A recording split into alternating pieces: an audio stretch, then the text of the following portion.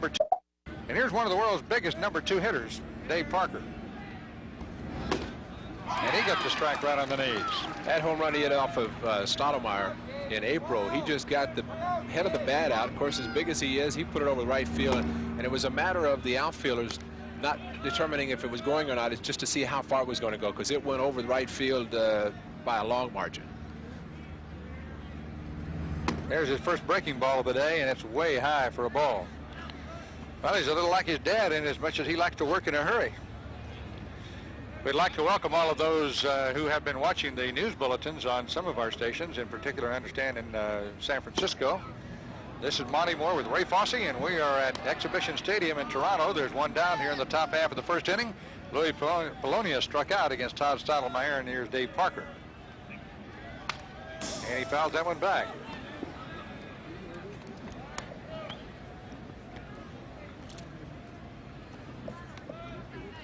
The A's have won the first 2 games of this series here in Toronto.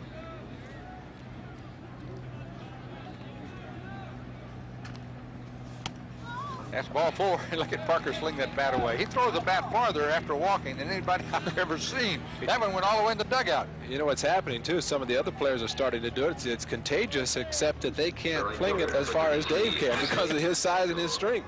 Boy, it's a little dangerous. I'll tell you, if Pitch gets ball 3, I bet guys get out of the corner of the dugout. Well, here's a guy who hits the ball. Some guys throw the bat, others hit the ball, and this guy hits it a ways. 20 home runs, that's more than any other big leaguer has hit this year, though there are some closing in on him. But look at the batting average along with it, 292 for Jose Canseco. He had a good cut, and that one is fouled off the hands of Ernie Witt, and he's going to shake that one for a while, Ray. You got an ugly-looking finger from something like that happening to you. Well, the thing that causes that is the fact there's a base runner on base, and you, with the one-handed mid, you cannot protect that hand as much as you can without a strike. You can see Ernie Witt's right hand behind his glove. There's a glove opens up, and there is what is called being a very unlucky catcher. He even had it closed, Ray. Well, he still had the fist closed. But that's the good thing. If you keep the fist closed, put your thumb inside, your other 4 fingers kind of wrap it around, and keep it that way, very relaxed. Then if the ball does hit off of it, your hand is not tensed and have less of a chance of breaking a bone, but you know that's going to be hurting. And you also know if it were somebody other than Dave Parker, you're going to be running on the next pitch, because he figures you can't throw it back to the pitcher, let alone second base. Well, one of the problems that happens, you see a lot of catchers today with runners, bases loaded a lot of times. A runner on third base, you see them put that right hand behind their back to protect it. You can't do that with runners on base, especially in scoring position. You have to have that hand around in front so that you can try to block the ball if it's thrown in the dirt. Well, the fingers are still working. He moved those. That's a little bit low. It's 1 ball and 1 strike on Jose Canseco. 1 out in the first inning. The front-running Oakland Athletics in the Western Division have owned this Toronto team this year, having won all 7 games against Toronto. And Stottlemyre is throwing hard.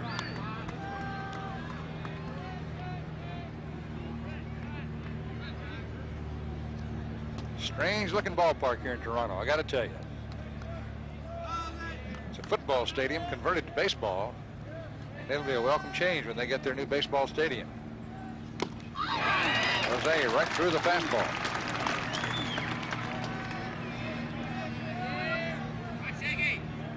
Two balls, 2 strikes.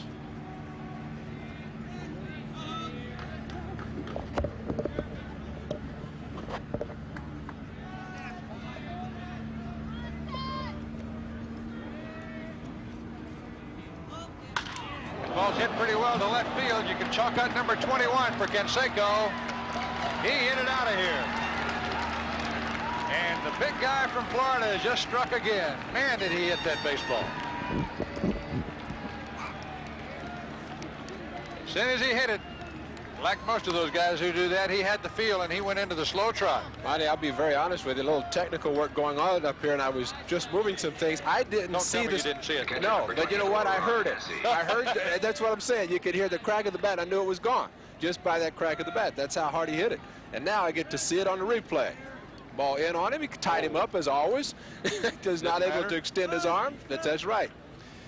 But you don't have to worry about that. You have a guy throwing this hard in the 90s, and you tap a swing like that on it. You see him not able to extend his arms, but yeah, I knew it was gone. He didn't. He did not get his arms out on that pitch, but he is so strong, and he got the head of that bat out there. And Stottlemyre's fastball was what you call in baseball turned around. It went the other way quickly. And here's Ron Hassey. Oh, what a job this fellow's done for Oakland this year. He swung at that pitch, says third base umpire John Shulock. When you have a pitcher who throws as hard as Stottlemyre does, and you have hitters who can turn a fastball around like the A's can, you have to mix in those other pitches. And one thing Ernie Whitt has not done so far is call a lot of breaking balls. He's starting to now. There was one, and Hassey's out in front. And Fred McGriff, the first sacker for Toronto, gets on the bag in time. They're 2 down. You have to work those breaking balls in to be able to show the opposition, show the A's hitters that he can throw it. He will throw it. He may not throw it for strikes, but and they know that when he does get behind, he's going to come in with a fastball. But just the thought in their mind that he might throw the breaking ball could definitely help. Here's Dave Henderson, the A's center fielder. Now look at those batting averages and statistics for him. What a year he's having.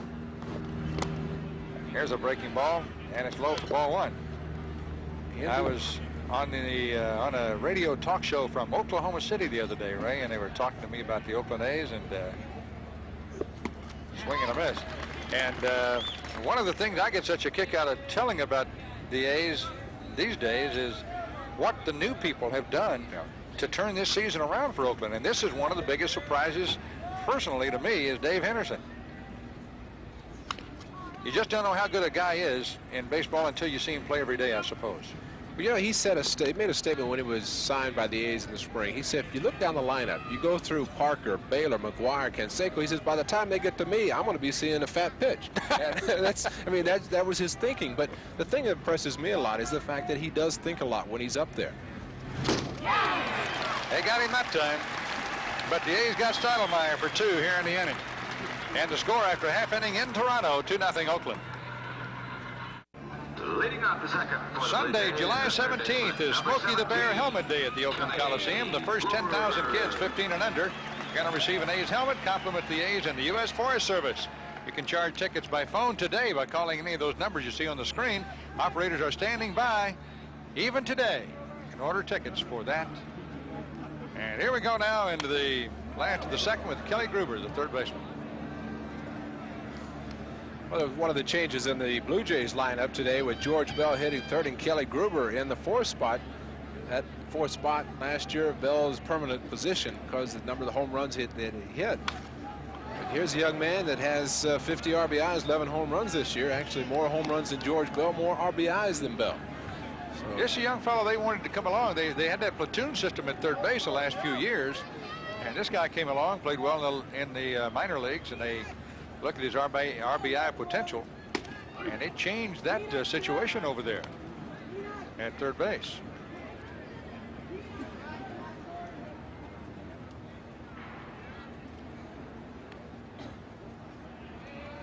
Base hit center field. Looked like Storm left that one up in the strike zone a little bit. And Gruber pounded it. So there's the first Toronto base runner of the day. It comes in the second inning. Well, he is definitely a free swinger. He does not walk that much. He'll strike out a few times. He has struck out 50 times this year, only 19 walks, and now 289 at bats. But he's a free swinger. A lot of times you have to pitch accordingly. You figured he is going to be up swinging the bat. A lot of times it's good chance to bounce a curveball in the dirt with a hitter like that. Talk about a free swinger. Here's Fred McGriff. He's got 15 homers. He's already struck out 76 times this year, and he hit that ball in the air off third. Going to be in the seats. Out of play. Base.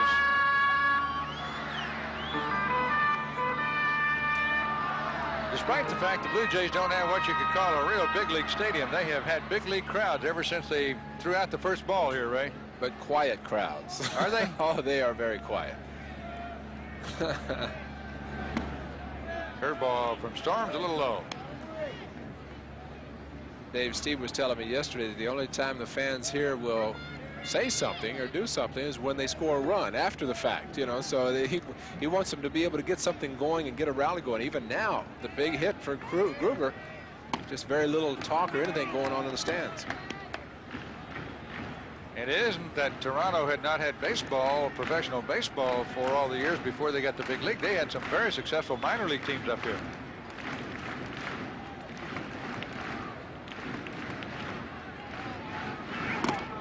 Gets away from Ron Hassey, and that puts a runner at second base. crowd reacts a little bit. They see somebody moving over to second.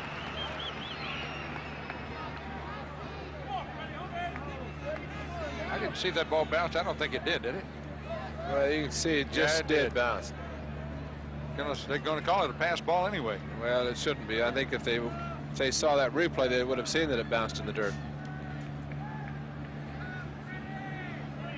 You can bet if there's any margin for pass ball or wild pitch there, Ray Fosse is going to vote pass ball on your wild pitch. Hey, anytime it's in the dirt, you have to block enough of it. Don't get credit for them sometimes. Well, that's on the inside corner. McGriff backed out of there. Full count, 3 balls, 2 strikes.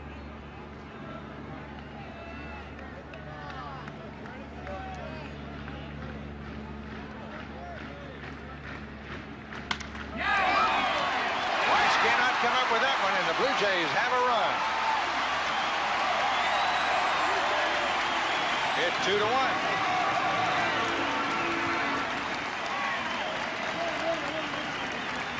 Brad McGriff hit a ripper right back up the middle, and Walt Weiss took a shot at it but couldn't come up with it. That's just the ball picking up the speed off the turf. Walt getting over, he just ate his glove up. I tell you, just went down, and ball definitely picks up speed off of the artificial surface. But there's a case, had not the runner been at second base, that could have been a double play for 2 quick outs.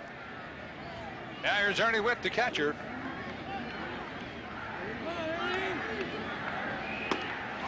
It's in there for a call strike.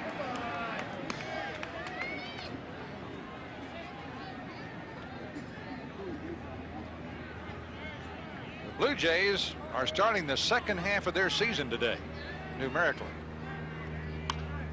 Ball's fouled off.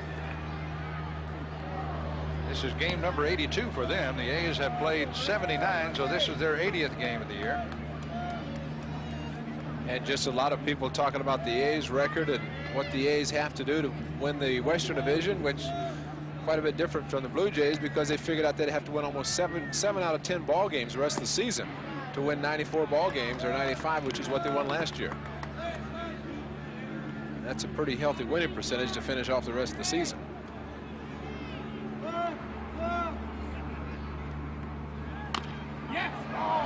Only one play here, and hit off his foot. It's a foul ball. Witt fouled that one off his foot, so there's no play. Nobody out. Last half of the second inning, the Athletics lead 2-1 on Jose Canseco's line drive home run up into the seats in left field after Dave Parker had walked.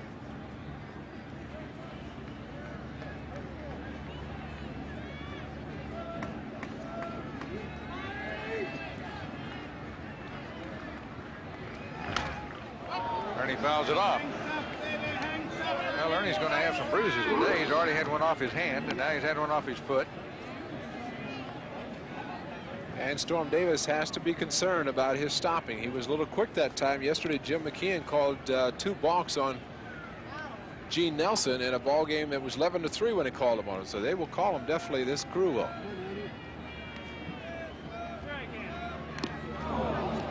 Just foul tipped it.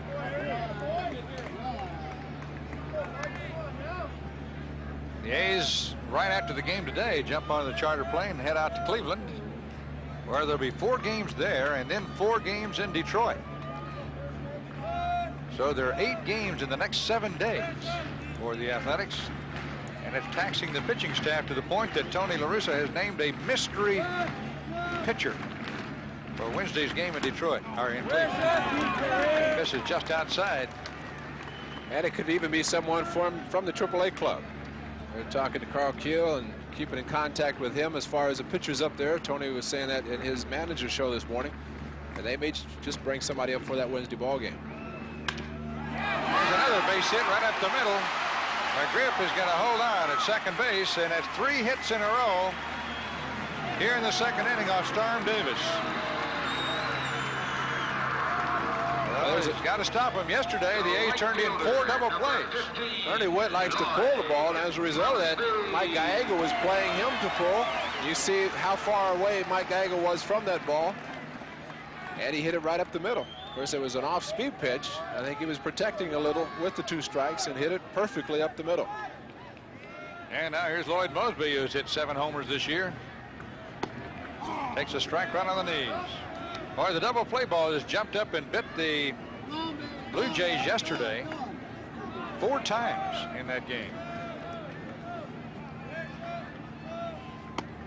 Strike 2. Mosby turned around, shot dagger. The home plate umpire Mark Johnson on that one. Little smile, sarcastic one.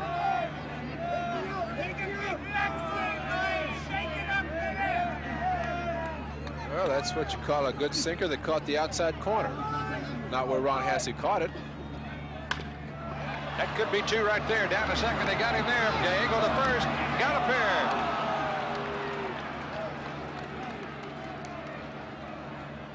Carney Lansford got rid of that one in a hurry to little Mike Gallego, and he had to reach for it a little bit. You can see the play. Watch Carney catch the ball with palm up right there so he can make the quick turn to second base. Mike Gallego catching it off the wrong foot. But turning it, Stan Javier, a good stretch for an outfielder at first base. Good double play right there. Here's Sil Campusano. And if Davis is going to keep his lead, he needs to get this man out right here.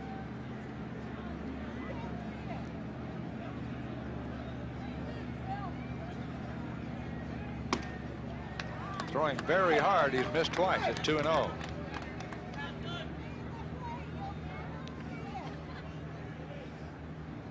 Storm Davis is in charge of the A's baseball chapel service they have every Sunday morning.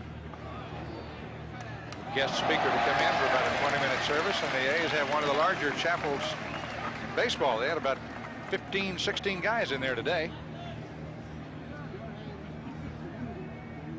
And more importantly, they do it even before the bus leaves the hotel. So Yeah, that's saying that the players come out on their own to do it prior to everything going on here. Fly ball out into shallow left. Weiss has his sunshades down. So does Lansford. Weiss runs him off and makes the grab in foul territory. 1 run scored on those 3 hits for Toronto, and the score is 2-1 Oakland.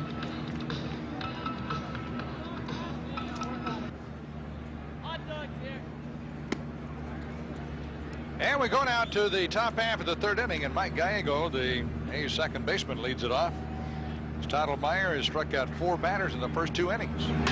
He didn't strike him out. That's literally knocking his cap off his head right there. I think Stottlemyre did it with his glove, but he reached up in a hurry to get that sizzling shot and didn't come up with it, and Gallego just continues to be a real factor in the success of this ball club. Well, he's getting a chance to play. This is 14 out of 70, actually 15 out of 18 ball games that he has been playing in now. And of course, as he was telling me on a post-game show this past week, one thing it does is make him a little bit stiff and sore from playing so much, but he is enjoying it, doing an excellent job all over the infield, and there's a good example of what happens to a player gets a chance to play every day. He starts hitting the ball, and Mike has done that too. And here's Louis Polonia, called up from the minor leagues not long ago and hit over 300 cents. Blue Jays looking for a bunt right here. He's swinging. Fouled it off. They got the third baseman Gruber playing in there shallow, and little Louis took a shot at him with that one.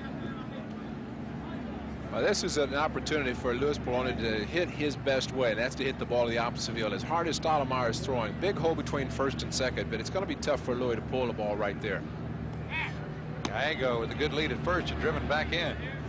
Especially if you figure that the way they're positioning him on the infield, they're going to be pitching him away with that hard 90-mile-an-hour fastball. It is going to be tough to pull, but I know Louis has been opening up a lot until he gets 2 strikes and then going with his off-field stroke after that.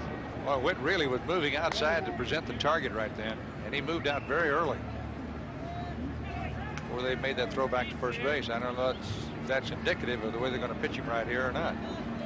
He obviously thinks some kind of a play is on. The Blue Jays have pitched down a couple of times in this series, and a lot of times the catcher will cheat a little by moving on the outside part of the plate for the pitch out. Of course, that's where a good base runner, a third base coach, manager will be able to detect that when they do throw. It's like a bunter giving away that bunt when the pitcher throws to first base. A catcher can tip off the hit and run. Got the curveball that's up high. Before the game today, Polonia was out on the field very early. He knows some of the Toronto players and did not have his uniform shirt on, the game shirt. And he was playing catch. It looked like one of the bad boys. Hey, fact is, there's a bad boy bigger than he is. Bad boy for the A's today is Don Baylor's son. He's almost as big as Louis, if not bigger. There he is right there. Thank you, Wally. Donnie Jr. Polonia hit that one in the air towards the stands, and it may drift off in there. It does just that.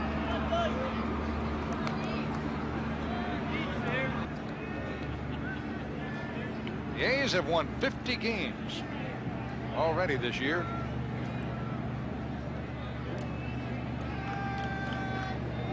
And that's earlier by 20-something days than they had their 50th win last year. Well up into the late part of July before they won number 50. Louis hanging on in there. Of course, it's just a few more games closer to the goal of 95 to 100 by manager Tony La Russa on the A's. That's what he talked about early in the season when the A's had the big winning streak. Of course, this was the trip which the A's accomplished that 14-game winning streak, starting in Chicago, continuing through Toronto, Cleveland, Detroit, and then back home. Curveball, he ripped it to right center field. Boy, that little guy can hit. He just fouled off all those fastballs, and finally Stottlemyre said, well, I'm fooling. So he hung a curveball right up in his eyes, which is not very high, really. Well, and you think about, we talked about the positioning of the infield. You're just pitching right into a hitter and being able to pull that ball, because Lewis was not going to be able to pull the fastball as he has fouled them off down the left field line. So the pitcher gives in, throws a breaking ball, and the hitter says, thank you. Even if it is in my eyes, I will hit it anyway. Now, here's a guy who's not going to bunt, folks.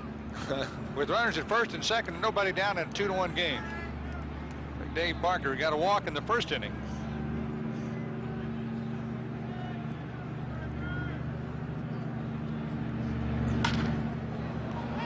McGriff is going to get the guy at second, and that's all. Oh, that one ate him alive at first base. And I think it's a good play that he made any play at all, Ray. I think he was lucky to be able to get in front. Well, he couldn't do anything about getting out of the way of it. That ball was smoked, and it froze him, and he just took it right in the midsection, knocked it down, and even with Louis Polonia, a fast base runner, took the chance. See Louis trying to break it up, doing a good job. Dave hit that ball hard. Got there so fast the pitcher didn't have time to cover either. Well, here's Jose Canseco, who gave the A's their 2 runs right quick-like in the first inning, and here it is. In on him, and he just turned on it and ripped it over the left center field wall, his 21st dinger of the year.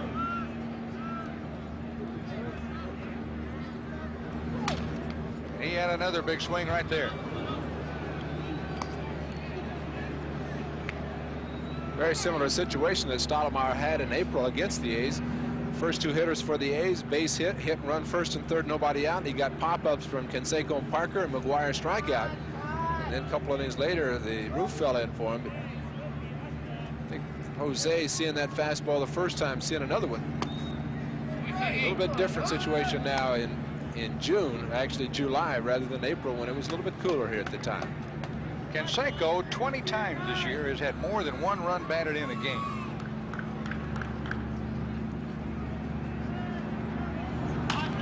Gets that one down the line in right field. That's got a chance to drop in there.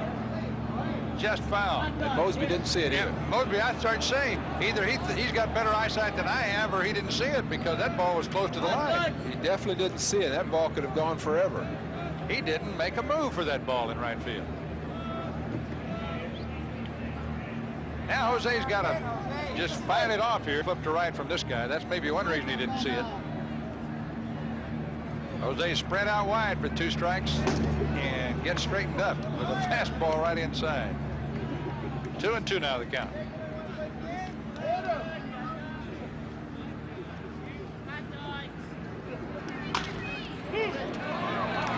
They may get 2. Well, I'm not even sure they got 1. They did not get the guy at second base. I started to say, I'm not even sure they got 1. They called him safe at second. And that's a safe call, 2 in a right one. Lee came across that bag before he ever caught it. Well, you see Jose getting out of the box late, that big swing. He gets late, but he starts to run hard. And Marty's right, as Gruber pulls him off the bag, he is not even close to it, not even in the neighborhood, as they would say at second base. He gets the play at first, but definitely was safe at second. Good call by the second base umpire, Mike Riley. As you can see, the second baseman come across after he had caught the ball. The lucky thing there is that Dave Parker didn't go so far out of the baseline. That's right. To get the infielder Manny Lee. because he could have been out when he was safe.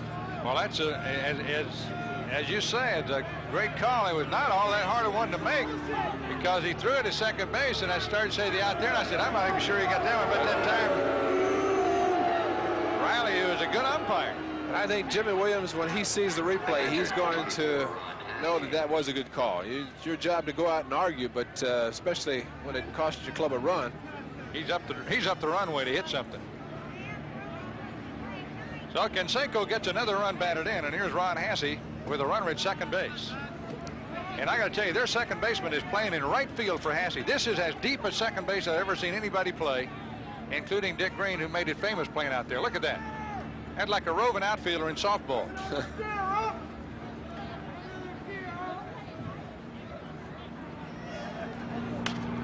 Hassey fouls it away. Now, I got to tell you, this is the kind of run right here that Ron Hassey has been so good at picking up for Oakland this year. That 2 out with a guy in scoring position, he has had so many hits like that. See the patch on his ear there. Still wearing from those 9 stitches. Big smoke, hot dogs. Strike 2 on him.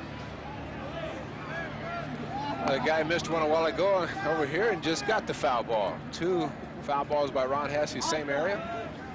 Well, Ron's going to start wearing he's got a batting flap on that right ear.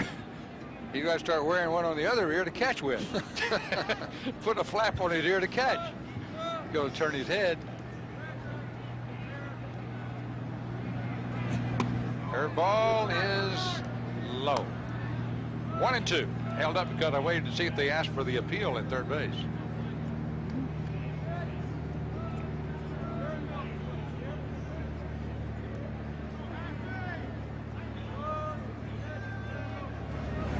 He got him.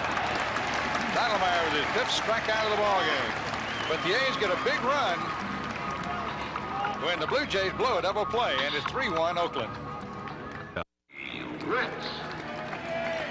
3 games underway in the American League at Detroit. The red-hot Detroit Tigers are losing to the California Angels by a score of 6-1 in that ball game. McCaskill on the mound for California. Morris starting. Eric King now in the 3rd inning. Seattle is trailing Cleveland 4-2. That ball game in the 4th inning. Bankhead against Buddy Black. And New York and Chicago just underway in the 1st inning, the bottom of the 1st. New York did not score. It's Rick Rhoden against Long in that ball game. And it's Ernie Witt who had one of the 3 hits for Toronto with a 2nd inning. Storm Davis misses low to him, and he's gone now to a 2-0 count. Witt, Mosby, and Campusano here in the 5th inning for the Blue Jays. Line shot to Javier. He's got it or it's got him, one of the 2. He just kind of started leaning. He didn't have time to move his feet. A little bit different there, Stan, when you're only about 90 to 100 feet away instead of maybe 300 feet away in the outfield. He had big black glove. He broke it in for Mark on that one, didn't he? Well, there's a 2-0, and there's a guy that likes to pull the ball. When he gets the fastball, he almost fell down trying to hit it. Stan had enough time to catch it and still regroup before it hit the ground. Good job. Here's Lloyd Mosby. Get into a double play in the 2nd inning. Low for a ball. Lloyd's gotten pretty heavily into golf during the winter now. He comes to our golf tournament, our Golf-O-Rama, and he was talking with Rance Mulliniks and me before the game today about it. This ball is slammed out into left field. It's going to hit the corner for a fair ball. Polonia digging it out. It's going to be a double. Lloyd Mosby heard something going around first base because he just came up limping. Grabbed the back of his leg. That's going to affect his golf game, too. He's going to be wanting more strokes. Oh, that hurts. Hurts just watching it. I tell you what, it is amazing to me the more I'm around this game. You know, here are guys who are well into the season. They've had spring training. They have strength exercises. They do all these things to get in shape, and they got to run from 1st to 2nd, which is 180 feet, and they pull a muscle. Well, I think it's just the muscular bodies they have now, too. They're built up, and I think it's easier to hurt the muscles when they're that big. It's like Mickey Mantle blew out a hamstring running out a ground ball bunt against the A's many years ago up in New York, and they wrote up in the paper the next day that the Yankees Dr. Gaynor, I believe his name was, said Mantle just had a Cadillac motor and a Chevrolet body.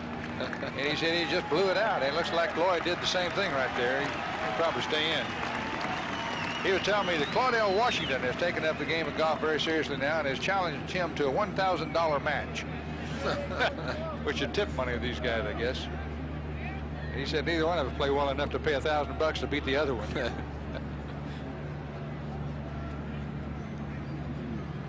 They had the father-son game out here before this game today, and Moby got a couple of little guys. They were in Toronto uniforms.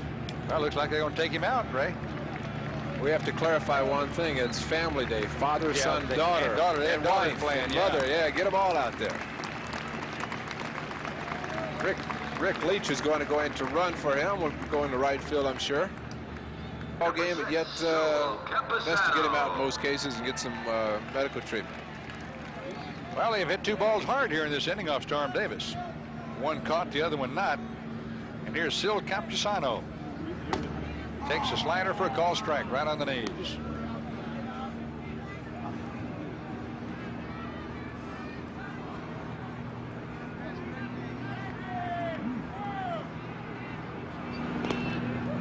Hassey blocked that one. Go tell that scorer to give him a plus, Ray. Taking the words right out of my mouth. He was official thing and official score. Blocked balls by catcher. Popped him out. Hass may have room for a play here. That's tough to get close to that screen right there with all kinds of things around there. Well, unfortunately, Ron didn't see it off the bat, looked right up into the sun, and it's one of those that try to go up the screen. Just came up short. Ideally, you like to be able to get to where the ball's coming down and be able to make some adjustments there, but when you don't see it off the bat, or you lose it in the sun, and then you have to pick it up, have a long way to go to try to get to it. 3-1 Oakland in the 5th inning.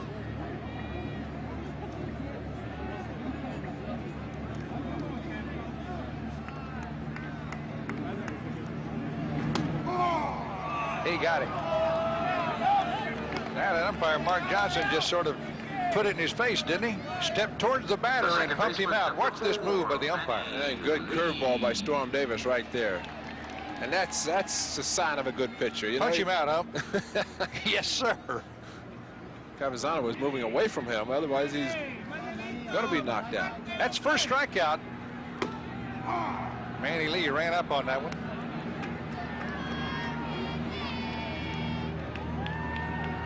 That was a good curveball.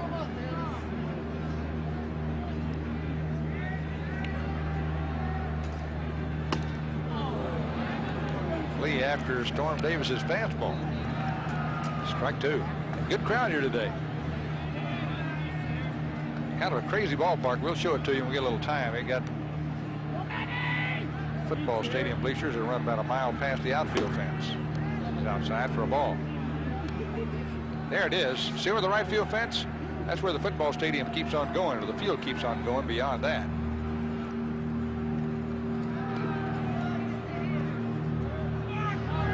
Call the balk. Well, so the pitch in the dirt, blocked by Hassey, won't count anything anyway. Oh, he balked him to third with 2 down.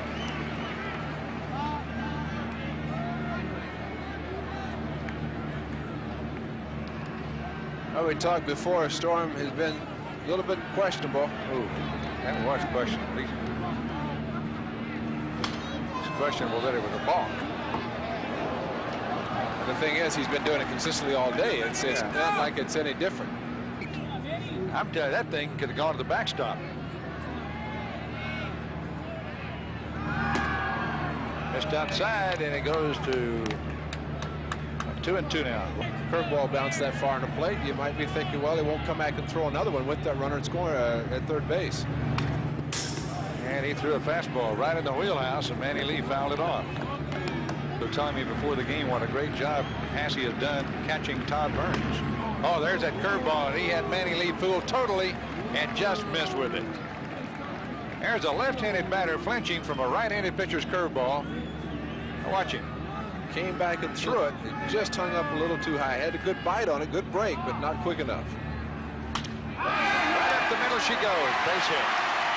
And a run scores. Makes it 3-2. Boy, you see what a close game this can be. He just missed with the strike 3 when he had a batter totally fooled, and he came back and with the count 3-2 had to throw a little fatter pitch. Tony Fernandez. So with Manny Lee at first, 2 down, here's Tony Fernandez.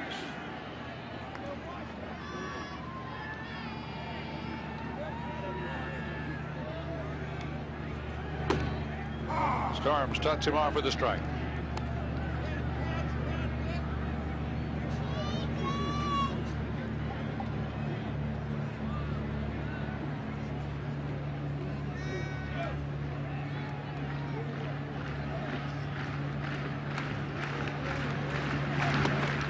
Gets another one.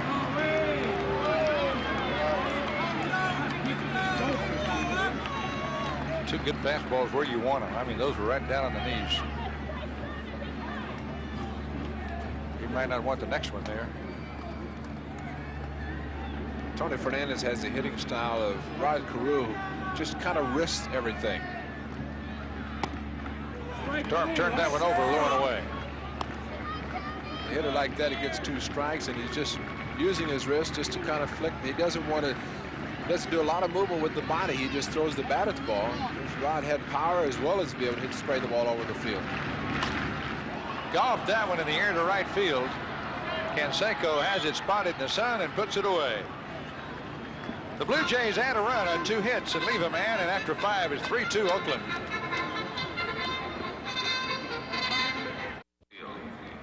Three games underway in the National League after playing 15 innings last night. Atlanta, Montreal back again 7-0. The Montreal Expos leading Atlanta. That's in the 4th inning. Houston behind the New York Mets at Shea Stadium 2-0. That in the 5th inning. And Cincinnati 3-2 over Philadelphia. That ball game in the 5th inning. Jackson against Gross. Have a change. Rick Leach goes into right field. He stays in the ball game. Goes to right field for Lloyd Mosby. Right. Jose Canseco has driven in all 3 Oakland runs today. At the plate. Well, you can hear the crowd here pretty good. Breaking ball. Listen to that guy, would you? You don't have to hear him. You don't have to listen. 2-1 count on Jose from Todd Stottlemyre. All 3. 3rd, 4th, and 5th hitters for the A's here in the 6th inning.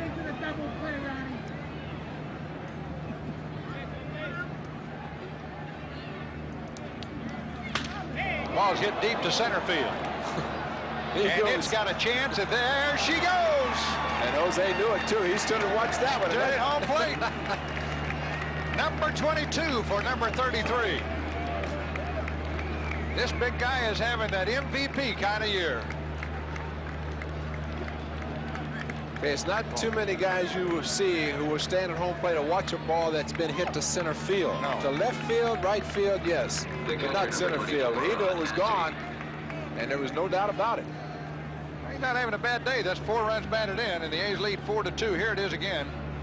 Well, he off the end of the bat. And he got to extend his arms the first time. It kind of tied him up a little. Extend them.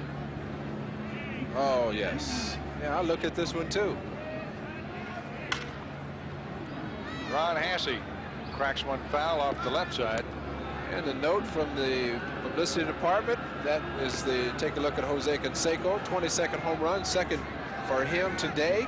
First time all year that any player has had a multiple home run day. First time that any player has had multiple this season. Is that right? That's just what they as said. many home runs as Canseco and McGuire and those guys have hit. They've never hit more than 1 in a game, huh? That's just what we heard. He may not be through yet today. This is only the 6th inning. Ron Hassey with a count of 2 balls and 1 strike. Mike Greenwell leads the American League with 63 RBIs. Jose was behind Kirby Puckett at 58-62, and he ties him. And Ron Hassey rips one out into right field. Stottlemyre might be losing a little velocity right now. You'd only know by reading the gun, but whatever the gun says, they're sending Galen Cisco out.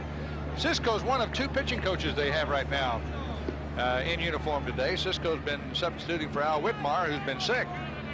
As a matter of fact, well, not sick, he had back surgery. And Cisco, who was a longtime pitching coach for Kansas City, has been substituting for him, but Whitmire came back today and is in uniform. Dwayne Ward throwing down in the Blue Jays bullpen, the right-hander. They use it middle long relief. I tell you, it's been fun watching the press guys following the Oakland A's, Ray, trying to guess who that starting pitcher for the A's will be Wednesday, because Tony La Russa set that up sometime back by saying it's going to be a mystery pitcher. And I heard Kit Steer of the Oakland Tribune grilling Tony today before the game, and he said, I'm going to give you some names. Tony said, you guess all you want. He said, guess wrong if you want, I don't care. And he started naming off names. And he came up with Rich Bordy, and he came up with everybody but Ontiveros. He did not come up with Steve Ontiveros, and it turned out to be one of the starters, one of the possibilities. There's one of the new pitchers the A's have since I got on the road. Well, Mike Paul came down to the bullpen coach, and went running back Jim Corsi up. Now, I don't know if that means something's happened to Storm Davis, because Jim Corsi would not be throwing as hard as he is right now just to be getting some work in. Now, Dave Henderson's up with nobody out, runner at first base. Stottlemyre staying in there.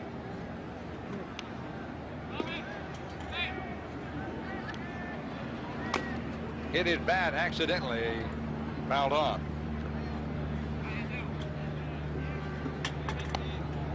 But Tony kind of gets a little thrill out of gamesmanship with the press, I've noticed.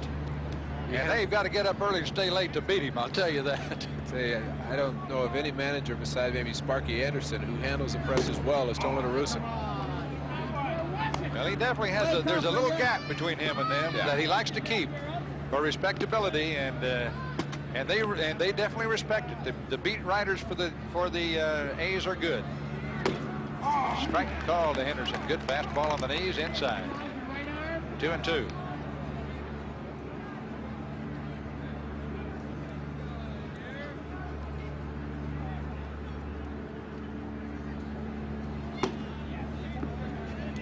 And that bit popper is high for ball 3. The A's lead at 4-2, or I should say Canseco leads at 4-2. He's driven in all 4 runs today.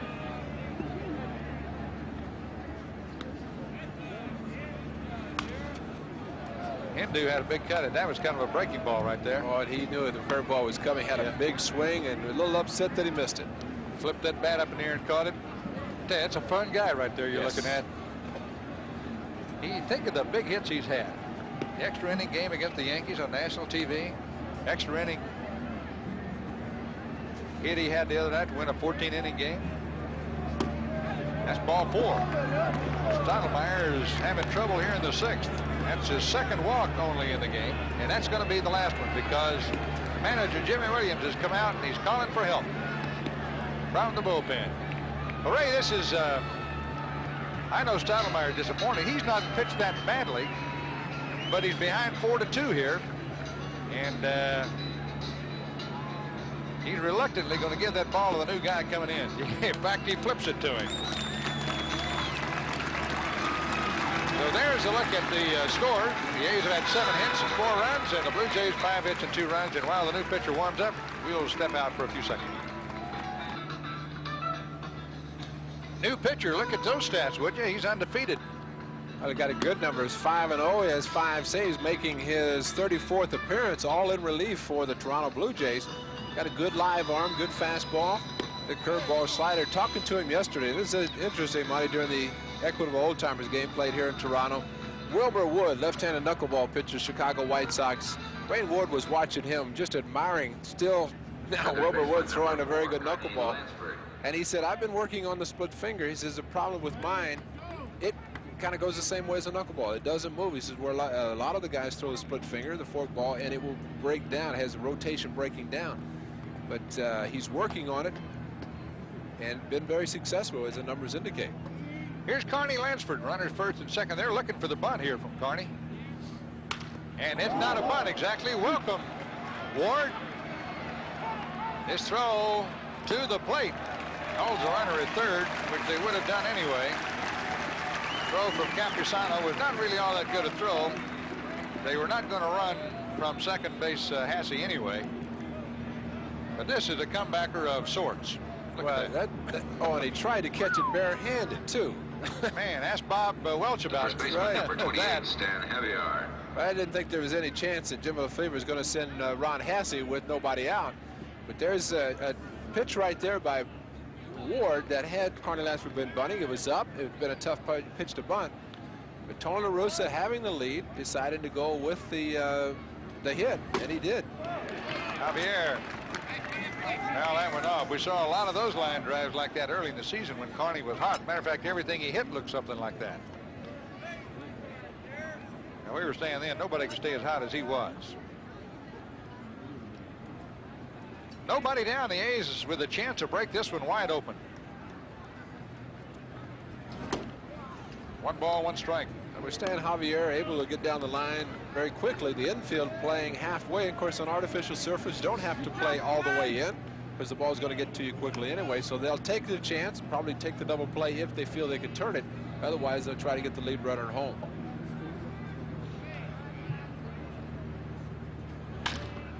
There's 1. There's 2. They got a double play. Not much Hasse could do about that one. That was just a line drive that went by him before he could react. Boy, that's a big, big play right there. Well, this is the 3rd time in this series that a runner for the A's has been doubled off on the line drive. Ron trying to get a good jump down the third base line in the event the ball is hit on the ground.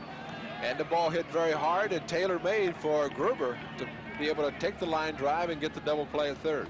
The other 2 had been at first base. Line drives the first baseman and double off there. Here's Walt Weiss now. Up high for ball 1. Boy, that can really turn an inning and even maybe a game around right there. I believe the A's are going to have a new pitcher in the next inning.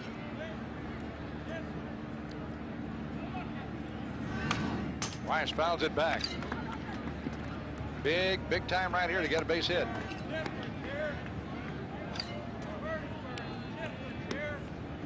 Get a bases loaded, no out situation, and figure you're going to get something. We are going to get a new pitcher.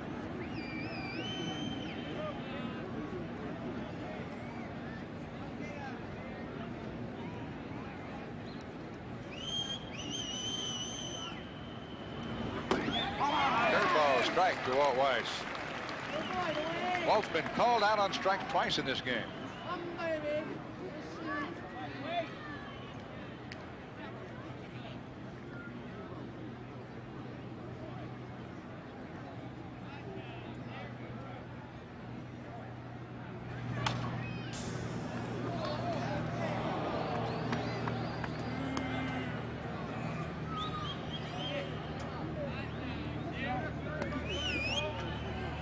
Kansas City and Minnesota both won yesterday. In the dirt, a nice block by Witt.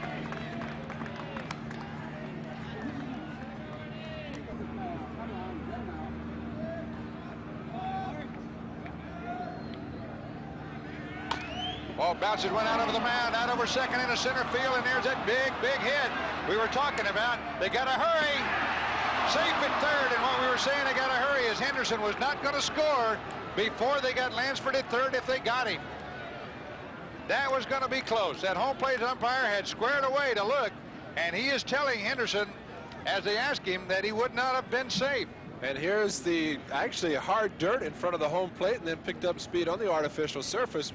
Walter Weiss, a big base hit. There you see Dave Henderson, assuming he was going to score. I don't think he was running as hard as he could, and he realized it after he had crossed home plate. But good throw by Campusano to third base. Carney Lansford hustling, and actually he was trying to draw the throw. That ball not hit that far, as Campusano playing shallow in center field.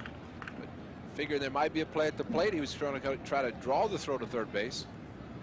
He's very fortunate on that play. Here's Mike Gallego.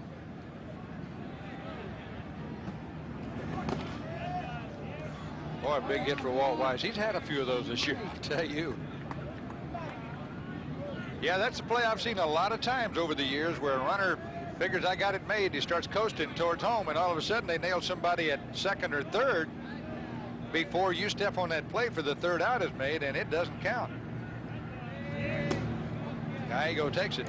And I saw the umpire, Johnson, shaking his head negatively to Henderson as he went back into the dugout, and I think he might have been telling him, you weren't there.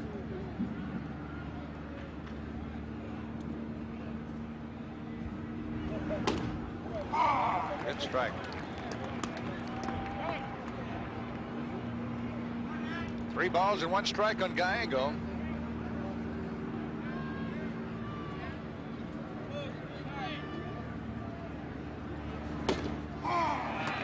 Strikes.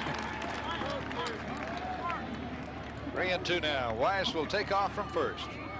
Ernie Whitt stepping out in front of home plate, telling the infielders you got to go to first because Walt Weiss with 3-2 is going to be off on the run. Go ahead and make the sure out at first base if the ball is hit on the ground.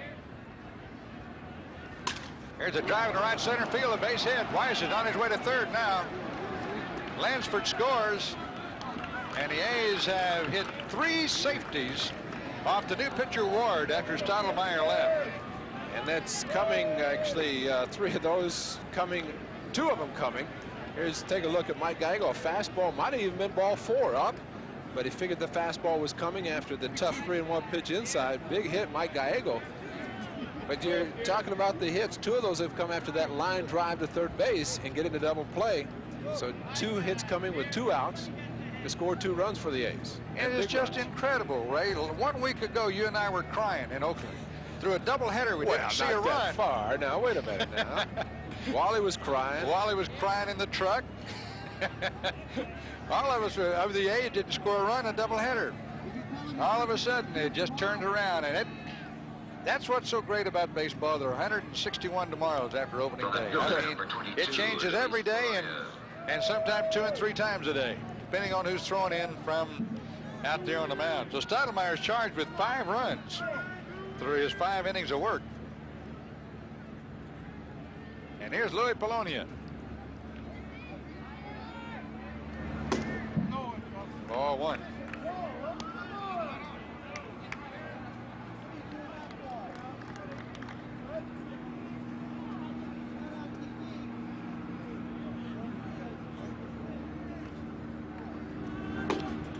That's a strike. You almost have to roll it up there to be too low to this little guy. And we had another game on television. Charlie Leibrandt of Kansas City shut out the A's. Leibrandt and Lee and Viola. Louis fouls it away.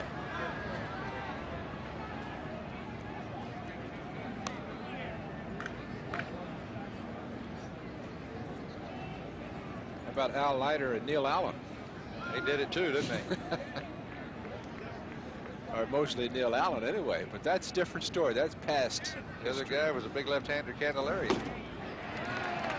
Now Polonius Allen strikes, but the A's sent 8 men to the plate in the inning and scored 3 more times. And the score now is 6-2, Oakland. Here's a new pitcher, Ray, and he's new since I came. Yes, Jim Corsi came up, pitched in his first ball game against the Milwaukee Brewers, a game in which Storm Davis pitched 8 strong innings. Jim came in the last inning, had an interesting outing. He gave up a double, the first hitter. He balked him to third.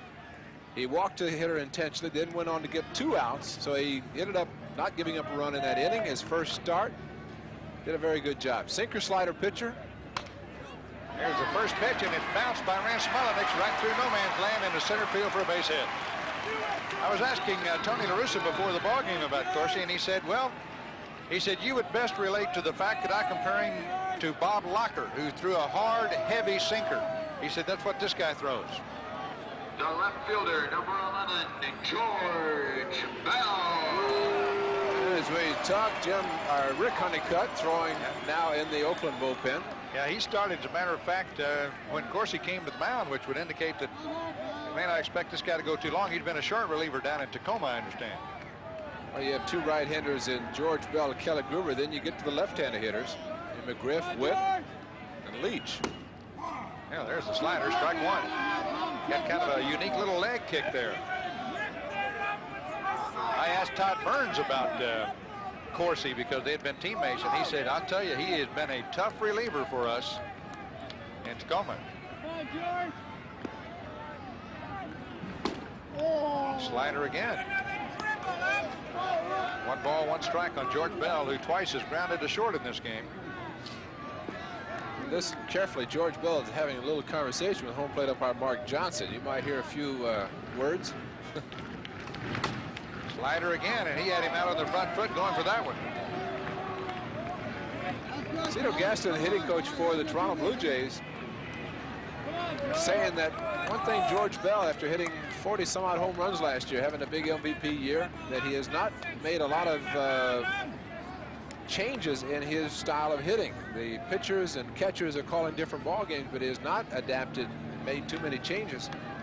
As a result, he only has 10 home runs compared to many, many more last year, especially at this time. Only 2 has he hit at Exhibition Stadium this year, one of them coming yesterday.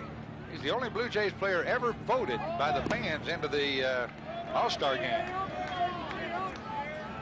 Of course, he's worked the count to 2 balls, 2 strikes. Bell did have a big year last year. He was acquired from the Philadelphia Phillies from a AAA roster in 1980 by Toronto. They drafted him much the same way the A's got Doug Jennings. Slider is high. Of course, he's gone to 3-2 on Bell. Storm Davis, through 5 innings, did not walk a batter, which definitely was a plus for him because he gave up 5 hits. There's a slider hit deep to left. It's got a chance to go. It's gone. And the Blue Jays are back in business. Now do those 2-out hits by Weiss and Gallego look big or not? George Bell brings the people in Toronto to their feet. Just talking about making some changes. He made a change because he saw nothing but breaking balls, and I think he got another one. And while he has this swing, you can see a guy that's fooling the ball over his head. Not over his head, but up in his eyes anyway. And George Bell gave the Carlton Fisk shot of 1975, trying to help that ball stay fair. That's what you call a tomahawk shot right there. George trying to help keep that ball fair. He knew it was gone, just a matter of being fair or foul. Nobody out. Now here's Kelly Gruber. He takes inside, ball 1. Well, he didn't get the ball down at all in that series to Bell. Even the breaking balls were up in there pretty good. Pitch it inside. He's behind another tough hitter, 2-0. Well, Mullenix didn't take any time to look at his pitches. He hit the first pitch that, of course, he threw into center field. A hot shot to Carney Lanford. He picks it up on a short hop and throws to first, and there's 1 away. And as a left-handed hitter, McGriff comes up to the plate. Tony La Russa taking a walk to the mound, and that might be all for Jim Corsi. Well, they picked up 2 quick ones, and we still don't have any word on why Storm Davis left the ball game. He pitched 5 innings, and as a matter of fact, Storm's last inning gave up a couple of hits. And there's the move being made. They are going to bring in Rick Honeycutt. So they're into the bullpen a little earlier than Tony had hoped to be today, I'm sure. With that doubleheader coming up against the Cleveland Indians on Tuesday. Tomorrow it's going to be a 10:30 telecast from Cleveland. Bob Welch, a 10-game winner for the A's, against Tom Candiotti, a 7-game winner for Cleveland. And we're going to be right back, giving Rick Honeycutt time to warm up. Run derby for the home run by George. Well, from the rookie to the veteran now, out of the bullpen for the Oakland A's, here's left-hander Rick Honeycutt, who's been out there a lot of times. There are his stats for this year, right? Well, making his 29th appearance, was in the ball game on Friday, in the game in which the A's behind Dave Stewart won, and Rick Honeycutt came in, got 2 hitters out, and then Dennis Eckersley came in for the save. Interesting, in the last 14 ball games, Rick Honeycutt has worked in 7 of those ball games. Of course, going back to the series at the Oakland Coliseum against the Minnesota Twins, Milwaukee Brewers, in those ball games, a lot of the bullpen got a lot of work. Everybody got a lot of work. But Rick Honeycutt, especially against this ball club and especially against Fred McGriff, had good success. as he has also against Lloyd Mosby, the left-hander facing the left-handed hitter McGriff. You'll probably see him, as he has done against Rick Honeycutt, opening up quite a bit. As a result, Rick had been throwing him a lot of breaking balls, fastballs in the outside part of the plate. Well, we've got a ball game here in Toronto. It's one day after Dominion Day in this country. No, I guess it's 2 days after that. And one day before Independence Day back in America. Oh, you got a good one going for you. It'll be a day game again tomorrow, and then a day game on television next Sunday, also from Detroit. So mark 10:30 down on your calendar tomorrow and Sunday. We'll be there. Fred McGriff hammering it to first pitch and fouling it off. Strike one. You have to figure when a left-handed hitter is facing a left-handed pitcher, he has already set his sights on opening. His stance is open. When the pitch comes, he opens up more. You kind of wonder if anybody ever think about throwing a fastball inside. Curve misses low.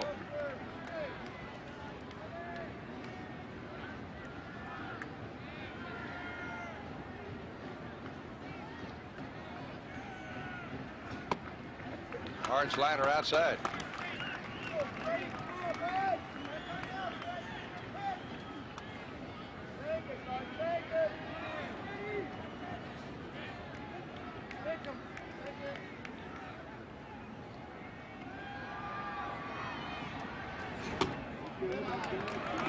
Again outside, and 3-1 on this left-handed batter. He doesn't want to lose him. But on the other hand, if you're a hitter and been opening up, you staying away from you can look out there and have a little bit better eye and take pitches as he has done so far. Well, he unleashed a mighty rip at that one and missed it. It's 3-2. A's second baseman Mike Gallego is really playing this left-handed hitter to pull even against Honeycutt. And as a matter of fact, so is Walt Weiss. Curveball, he pulled it right to where he's standing. Gallego didn't have to move other than to come in, and a good comeback for Rick Honeycutt. And there's a veteran for you. 3-2, throws him a good curveball. Yes, he does. He has enough confidence in his curveball and slider that instead of giving him the fastball, figure that's the pitch he's looking for. He throws it, breaks his bat, gets the ground ball out. Todd Burns was telling me before the game, Ray, that he said big difference in pitching now. He said he's learned it, is that you got to be able to throw the breaking ball on 2-0 and 3-1 and 3-2. He said when they're not looking for it. Well, he had to with Ron Hassey catching him in his last start, 10 innings. Honeycutt to Witt misses. He threw 100, and I think it was 136 pitches. He threw 87 breaking balls. Oh my goodness. It's after Dale Swayman hit an 0-2 fastball. Ron Hassey said, well, no more fastballs. Bouncing ball right side again. Honeycutt in to get the left-handed batters out of there. And we have played 6 innings here in Toronto. The score 6-4 Oakland.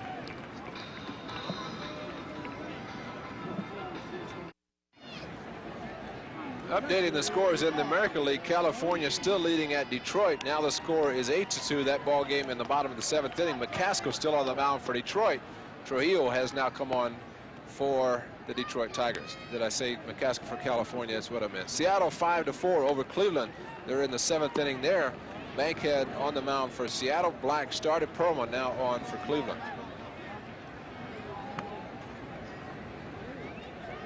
And it's a home half of the 7th inning.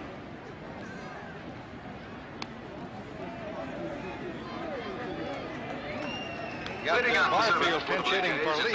For the right fielder, Rick Leach, number 29. One other game, there's no score, but Minnesota at Milwaukee, they're in the 4th inning. That is scoreless. That's Blyleven against Wegner. Barfield, one of the favorites here in Toronto. Hitting just .216 this year, but he got 6 homers, 25 runs batted in.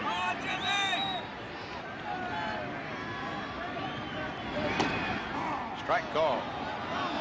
Barfield has got one of the best arms in baseball. We were asking Jimmy Lefebvre this morning about sending a guy yesterday on a line drive hit on one hop to right field, and this guy picking it up. And he said, well, before the play started, I saw where he was, and he'd have to run to his left to get any ball. That's what he did. He ran to his left.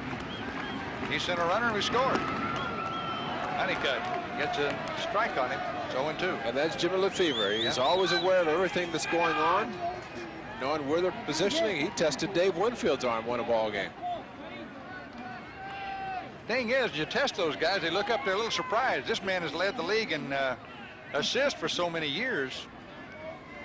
think he had 20 outfield assists last year, and they don't expect to be run on. Honeycutt missed it inside and low, probably right close to where he wanted it. It's Storm Davis's game. He pitched 5 innings. Corsi in a third of an inning got socked for a couple of runs on the homer by Bell.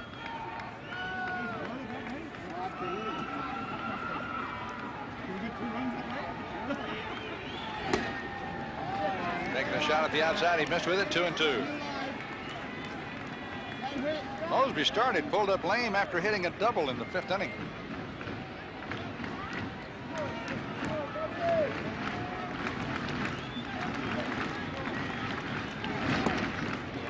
Now Rick's gone to 3-2.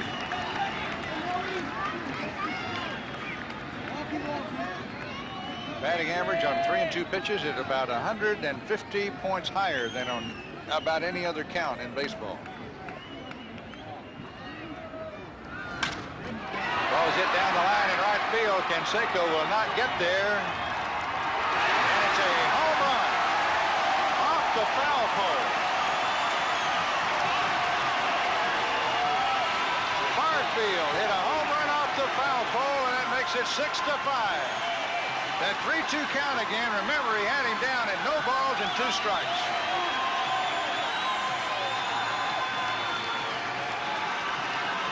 A pinch hit homer for Barfield. Right.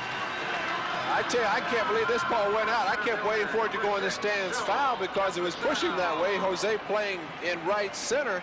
But you can see right there hitting off the top of the pole, or about midway through anyway.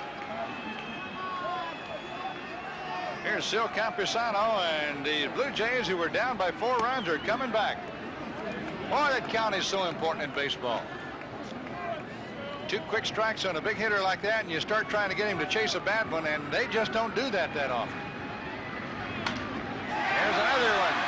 Look at this play by Walt Weiss. He got it. Man alive, what a play, folks. You've just seen a big league shortstop dive to his right and still throw somebody out. You don't see it often.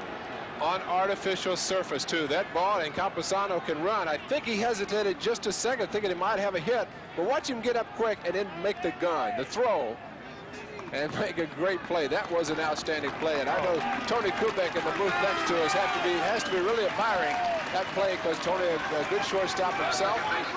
It was one of the best plays you see by shortstop right there. What a play, and what a time to have it. Then would have put the tying runners on with nobody down.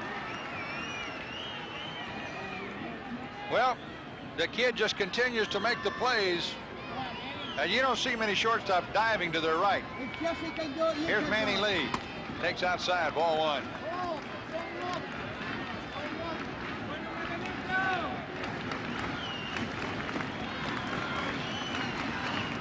One thing to get that ball, but to get up and throw out a fast runner, it takes a big leaguer to do that.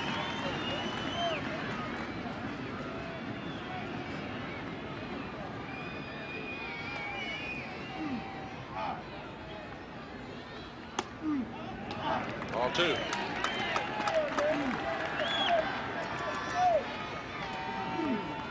Yesterday, Manny Lee facing Kurt Young, hitting from the right side, walked the first 2 times up. He walked on a 3-1 count and 4 pitches off of Kurt. And the first 2 pitches of Rick Honeycutt, same as yesterday, everything leaving outside. But the good news, he had 2 double play ground balls his last 2 times up, which got the A's out of some big innings. That's going to be a tough hop right there for Walt Weiss. He guns another one over there for the 2nd out. This surface, you can't charge on ground ball. He would have charged it on regular surface. Here's another fast guy, and Manny Lee, and the ball's going to take a big hop at the last second right there. But Walt Weiss, the strong throw, and we've left out Stan Javier. And that play that Walt Weiss made took a good stretch by Stan Javier, an inexperienced first baseman. To make that stretch, you always want to get as much help as you can when a player, infielder, dives for a ball, as Walt Weiss did. Here's Tony Fernandez. Here's a base hit to right field. He just slapped that one out there. Standing flat-footed, he just swung and hit it into right. Now they're going to call Rance Mullenix back. He is strictly on a platoon basis. See the fielder coming up, and you see a fastball, and there's the wrist by Tony Fernandez, as we talked about, just flicking his wrist, and he got the base hit to right field. So Mullen extends his work today with 1 hit and 3 at bats, and he scored a run in the 6th inning. We were talking to Stan Javier before the game about, he said, what's first base? If you play center field, you catch a ball. You play right field, you catch the ball. You play shortstop, you catch the ball. He said, I catch a ball at first base today. And he has. He said, you just go out there and catch the ball. When you don't catch it, you go to minor leagues. It's a fielder yesterday hitting a home run here. Big enough to hit him, isn't it? Yes. Look at those arms on that guy. Got the rest of the body to go with it, too. Big guy. There's nobody in the bullpen for Oakland. It's the 7th inning in a 6-5 ball game. Rick Honeycutt was given the ball in the 6th inning and has hit all ground balls but one. It was a homer off the foul pole. Good slider for a strike on Fielder. Well, it looks as if Tony La Russa is thinking that I'm not going to go to Dennis Eckersley until the 9th inning. And it's only one time this year I think that he has gone with Eck in the 8th inning. That was when the A's were going through a little period of time when they had a losing streak of 4 or 5 ball games.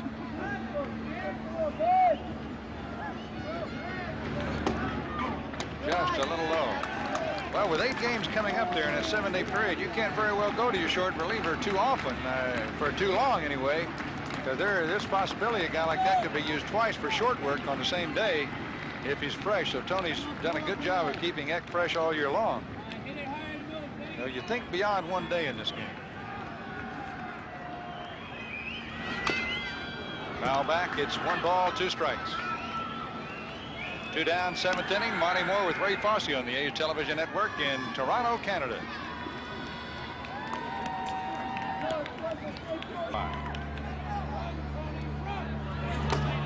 Man, what a pitching job by Rick Honeycutt to get the pinch hitter. So Honeycutt gets his first strikeout of the game. 1 run scores in the 7th inning. It's still 6-5 Oakland. Storm Davis was taken out after 5 innings. We still have not had a report as to why he left. But the new man, Corsi, came in and gave up a single and a homer. A homer by Bell on a 3-2 count. Rick Honeycutt missed it outside, ball 1. Rick has gotten everybody out except pinch hitter Barfield, who hit a home run off the foul pole in right. I think it's fooled everybody in the ballpark.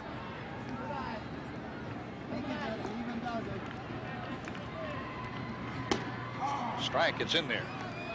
Bell had one of those terrific years last year. The Sporting News Major League Player of the Year, Sporting News All-Star Team, USA Today's All-Star Team, Player of the Year by just about every publication. Drove in 134 runs, hit 47 homers, and batted over 300. Honeycutt missed high with a slider inside. 2 balls and 1 strike. The year before, Bell had hit 31 homers, drove in 108 runs. The year before that, 28 homers, 95 runs batted in. The year before that, 26 homers, 87 runs batted in. So no big surprise when he does hit one out on anybody, let alone a Corsi.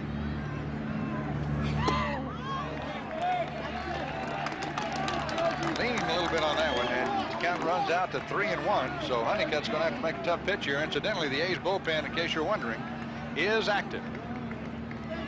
It's active Eckersley. Got the 2 right-handers to start this inning, and then they've got the left-handers coming up after that.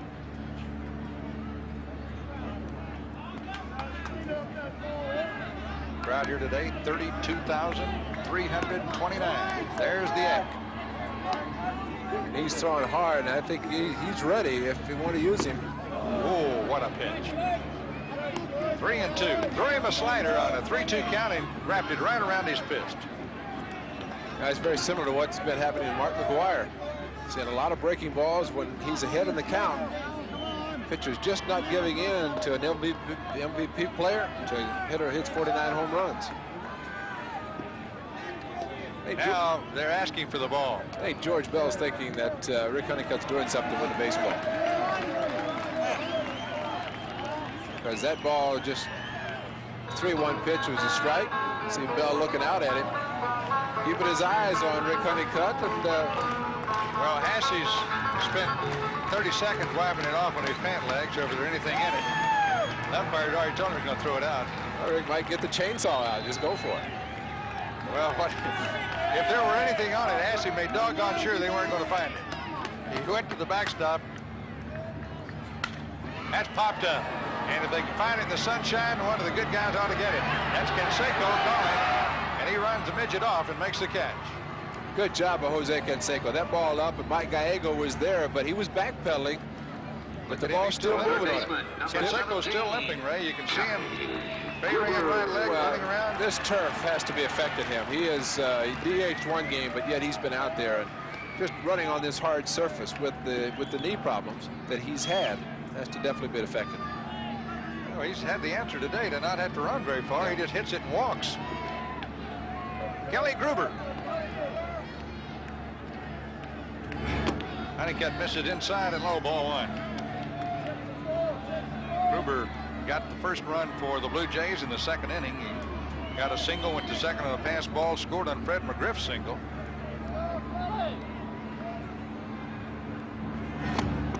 Honeycutt runs the fastball out away from him, and Rick has really been sharp here.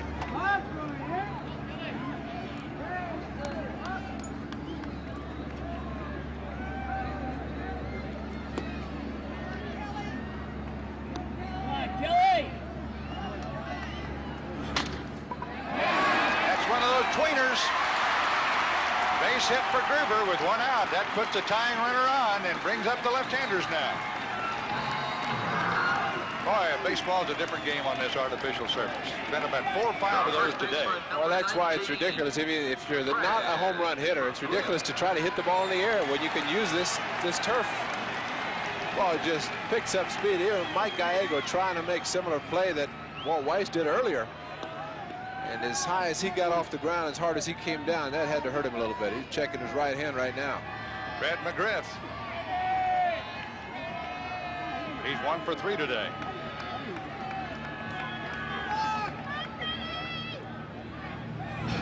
That ball's hit pretty well to left field, but not too far. Bologna is right there to make the catch. He is off the end of the bat. Well, Borders, the other catcher, the right-handed catcher, is on the bench yesterday. Ernie Wood came in the middle part of the ball game when pitching change was made. Kurt Young left the game. Gene Nelson came in, but actually, if you think about it, and not check the roster, but as many pinch hitters as manager Jimmy Williams has used, I would think the Borders is the last one on the bench to be able to be used. Yeah, and I think he knows what you and I know, too. As soon as Borders walked out and is announced, the number 43 is coming in for Oakland. Actually, he figures Witt's got a better chance against Honeycutt than Borders has against Eckersley. Well, he hit that one off the end of the bat as Honeycutt gave him a great sidearm curveball. Good pitching job by Rick Honeycutt again, and he has now completed 2 2/3 innings of work, allowing only 3 hits, and the A's still lead 6-5. Well, it's the top of the batting order in the top of the 9th for the Oakland A's. They lead by 1, and here's Bologna. And he slams one foul over into the seats.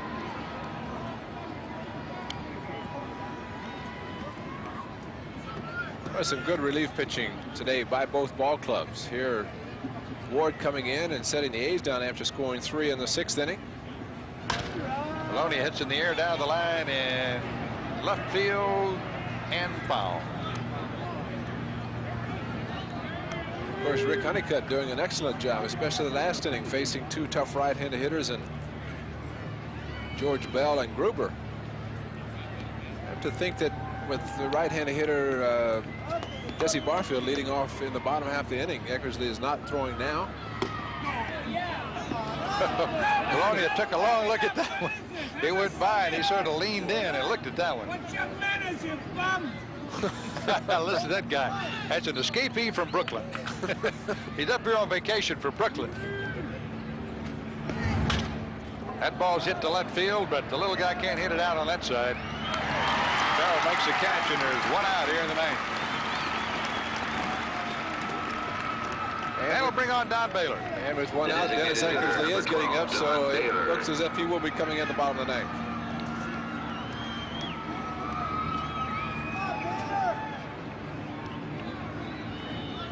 6-5, Oakland leading.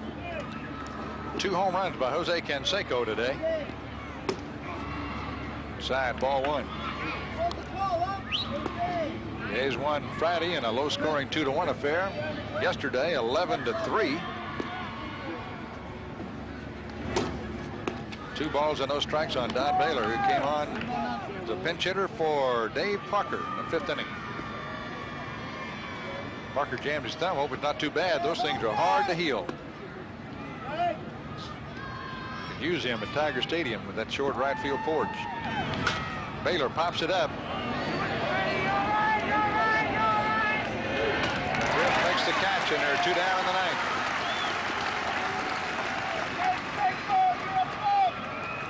The right fielder, number 33. Up comes the big leagues. Biggest bopper of them all so far, Canseco, with 21 homers. 4 today. 20 before today, and 2 more today. 22 for the season now. He's driven in 4 runs today.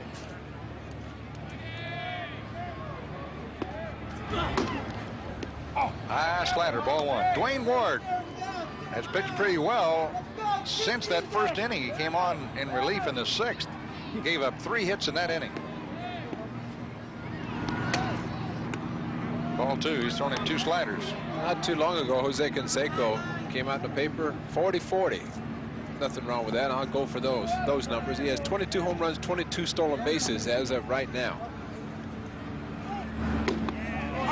Took that one for a strike. It's 2-1. Joe Carter, who we'll see in Cleveland tomorrow, said that the one thing that will prevent it will be his legs. Playing in the outfield, playing every day, he says the legs will be the first to go. Carter was a 30-30 last year. Ball's hit down the line in right field. It's not going to have the same results at Barfield. This one kind of fouls off, tails off to the outside of the bullpen area. Jose in this at bat has opened up his stance. He's open a lot more, and thinking maybe a little bit more difficult to pick up the ball off of Ward out of his delivery. So he's opening up and going into it. You can hear him bounce that bat on home plate, just looking for any cracks. When the ball hits like that one, sort of off to the side, he can't believe he didn't break a bat. And I tell you, he uses the thinnest handled bat of anybody I think I've ever seen. Now he's closed back up into his 2-strike stance. And takes it low for ball 3.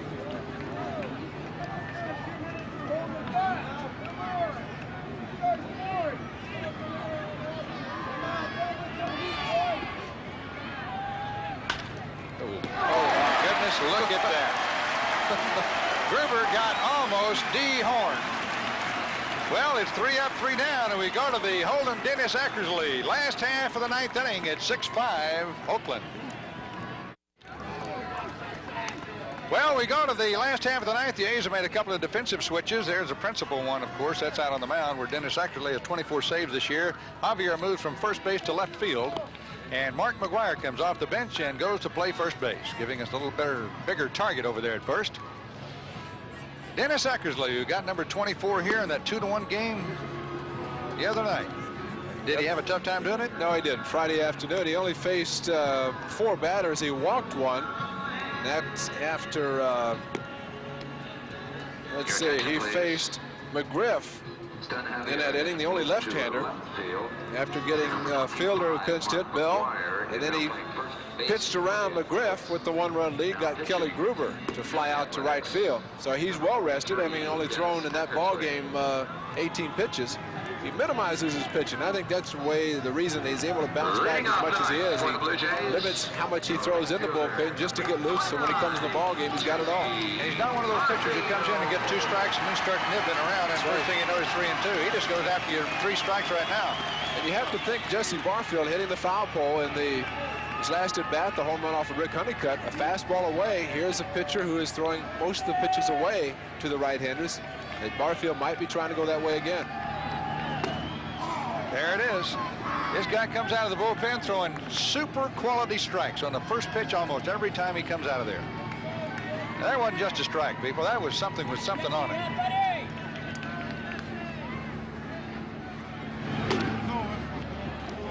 Just missed. It's 1 ball, 1 strike.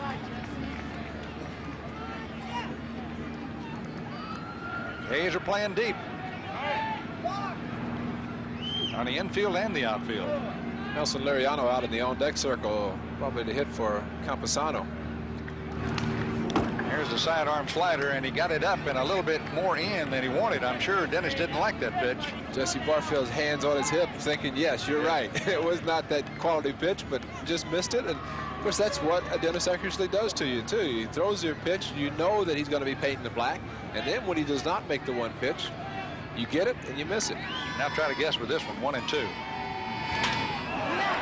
Walt Weiss has got it. He got it out away from Barfield with enough on it that he couldn't pull the ball. And Jesse had opened up to where all he had was just use his arms off the end of the bat. Watch Jesse open up on this with Eck dropping down. Whoops. Batting for the center fielder. See where the mid was? It was going to hit the mid perfectly if it didn't hit the bat. Here's Nelson Liriano. It's funny watching that replay. You can see Jesse didn't open up that much with his feet, but the rest of his body opened up. He sure did. And as he was sitting right outside on him, now the left-handed batter with 1 out. And there's a breaking ball strike to him.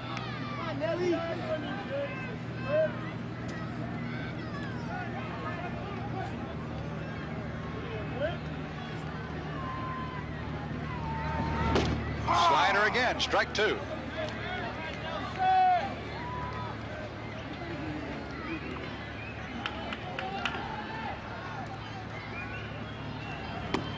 Tried to give up breaking ball that time, started off wide to bring it back out over the plate, but he didn't get it there.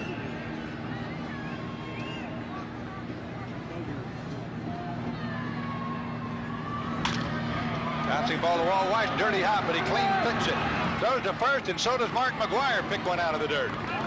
So the little defensive change there might have helped a little bit. The big guy just came off the bench and dug it out.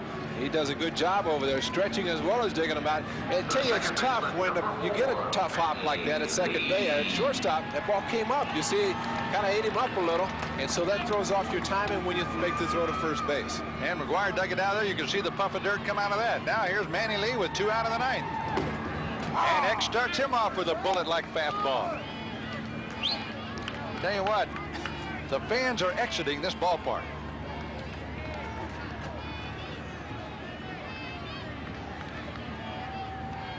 Saw the seagull fly by. It's not vultures hovering over a dead arm. Strike 2.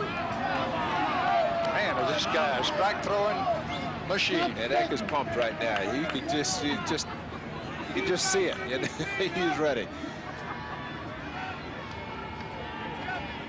0-2. Let's see if he goes right after him. Moving outside with a give up. Fastball missed out there. Call that one.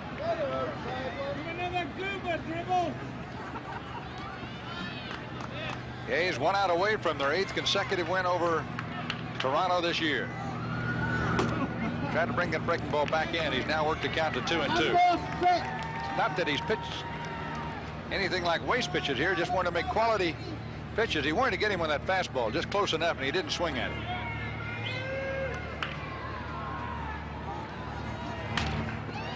Little looper to Carney Lansford. He pulled him off the bag. Into the A's dugout it goes, and a potential tying run goes to second base. Lansford pulled McGuire off the bag right into the runner.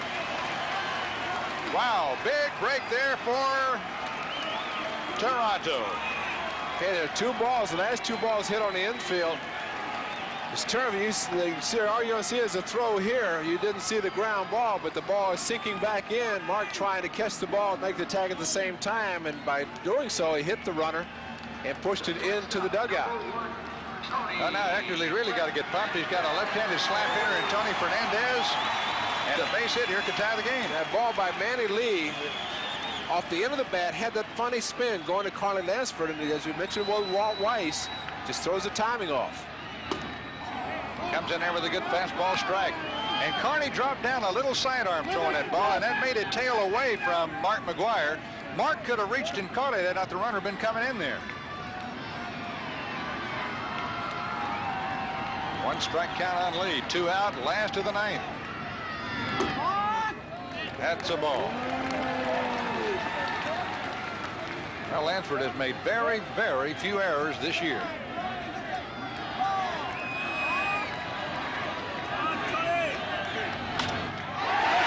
Little looper, fair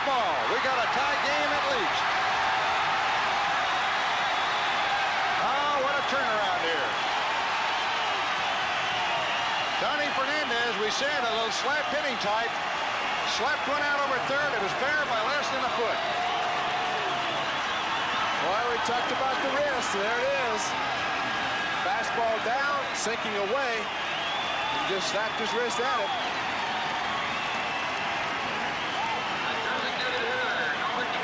Wow, talk about tough luck for Eckersley. And the A's, now he's got to get Cecil Fielder in order to hope for extra innings.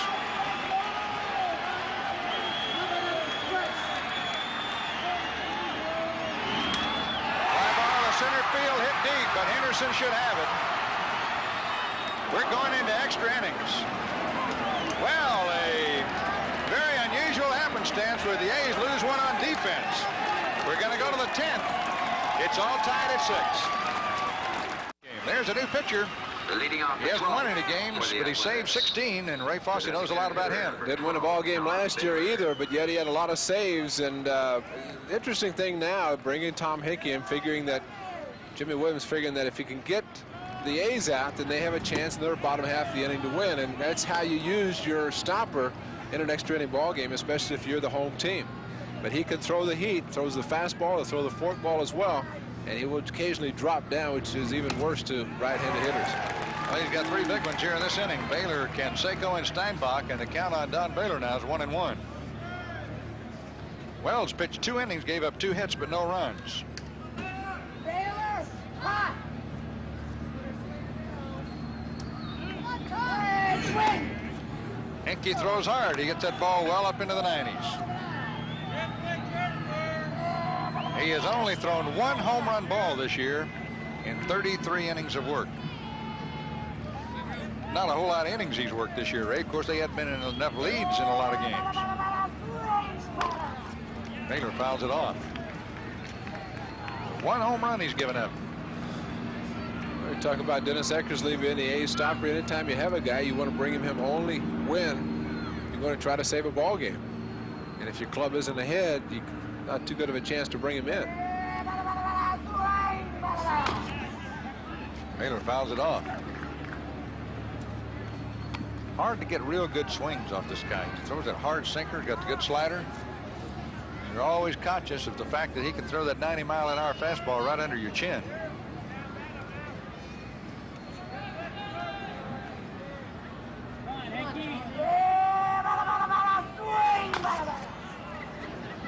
Baylor's staying alive pretty well up there. George Bell, I don't know if he does not want to get in the sun, but he's in the shadows in left field, about 3 feet, 4 or 5 feet from the warning track. He's been playing out there in the last 2 or 3 innings. I know. Can't even see him there. That shot.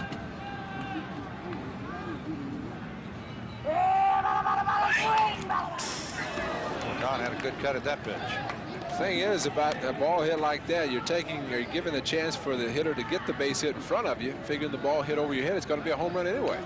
You can get a shot of it. But, playing deep right now, you don't necessarily want to cut the ball off that much. Still tie ball game. Oh, Don Baylor hit again. I say again because nobody in his career has been hit any more times. He doesn't even rub it. There's a guy throwing 90-something miles an hour hit him right in the arm. I don't know where it hit him yet. He hasn't rubbed it yet. He won't either. Number 33. Let's just turn into it, Donnie. There you go. Thank you. That's on the elbow, too. He's going to get a pinch runner. Gene Nelson going in to run for Don Baylor. Gene Nelson That running means for Baylor. Nelson's also the designated hitter in this game, if it goes any farther. Well, I don't know that Tony La Russa's worrying about 8 hitters from now You're coming right. back to that position. You got guys coming up now who can score the run. Take the chance right now. You got to play this thing now. You may not get another chance. Well, here's Jose Canseco. He's already hit 2 into the seats today. He's driven in 4 runs.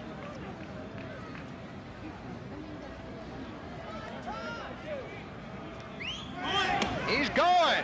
Look at his bounce throw. Gene Nelson steals second base as Canseco swung through a fastball.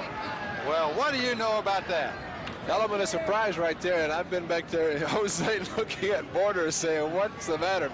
But it surprises you whenever you have somebody like that running. And Borders just came up. I think he had a little trouble getting the ball out of his mitt. He made a good throw. That's not, well, of course, it hit right at the edge of the dirt and the artificial surface, but a lot of times if you bounce it on the turf, that's still a good throw. Bounced it just a little bit off to the left. That's the only thing. Well, the A's have a runner at second and nobody down, and that might be Nelson's first ever stolen base in the big leagues. I don't know. Strike 2 called, and Jose doesn't believe that one. Well, I know one thing. Gene Nelson did not get a big jump or a big lead. Nor did he really breeze it down there.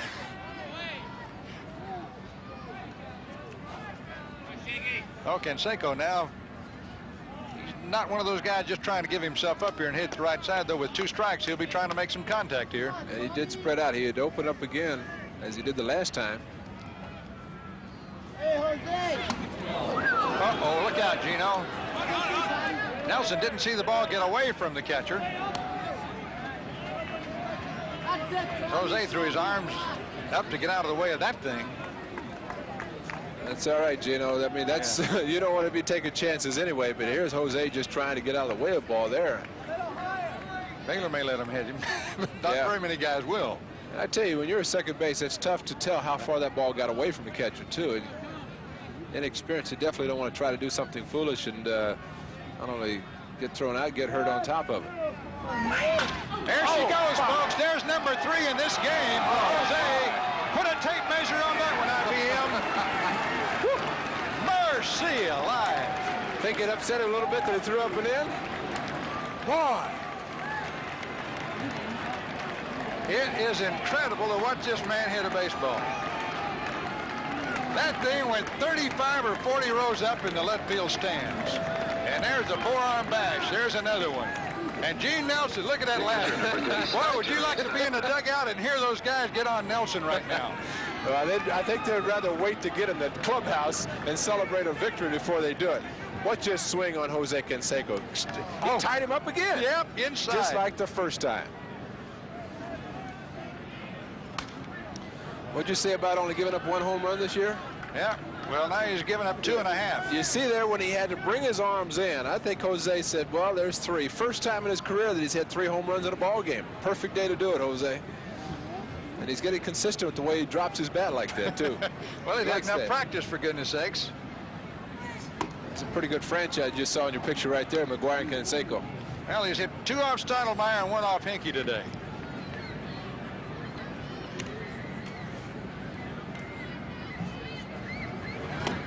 Steinbach after the slider. Wow, did that ball get out of here in a hurry or not? There are the numbers. The A's have made 14 hits, good for 8 runs, of which 6 will be in the RBI total for Canseco tomorrow. It's got to be his biggest night. Who was it had 7 RBIs in a game last week? Somebody last week had 7 in one game. Is it Mike Oh, I'll Greenwell? tell you, it was Clark.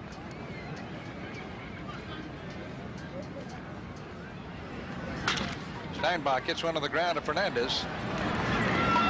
He gets him, and there's 1 away in the 12th inning. Well, depending what Mike Greenwell of Boston has done today, and Jose now has 64 RBIs.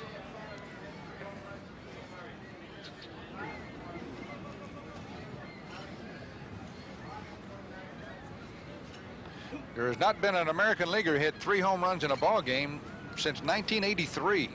Jim Rice did it for the Red Sox. This is Henderson now. And when was the last time an Oakland A's player hit 3 home runs in a ball game? I know Reggie Mark did. McGuire last year in Mark. Cleveland. He had 5 in a weekend, 3 on a Saturday in Cleveland. And that's why Tony La Russa was talking about his hamstrings. Mark McGuire's had excellent success in Cleveland as well as Tiger Stadium.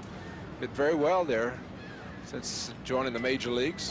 Didn't want to take a chance of getting those hamstrings hurt in this ballpark today and miss those next, 8 ball games in Cleveland and Detroit.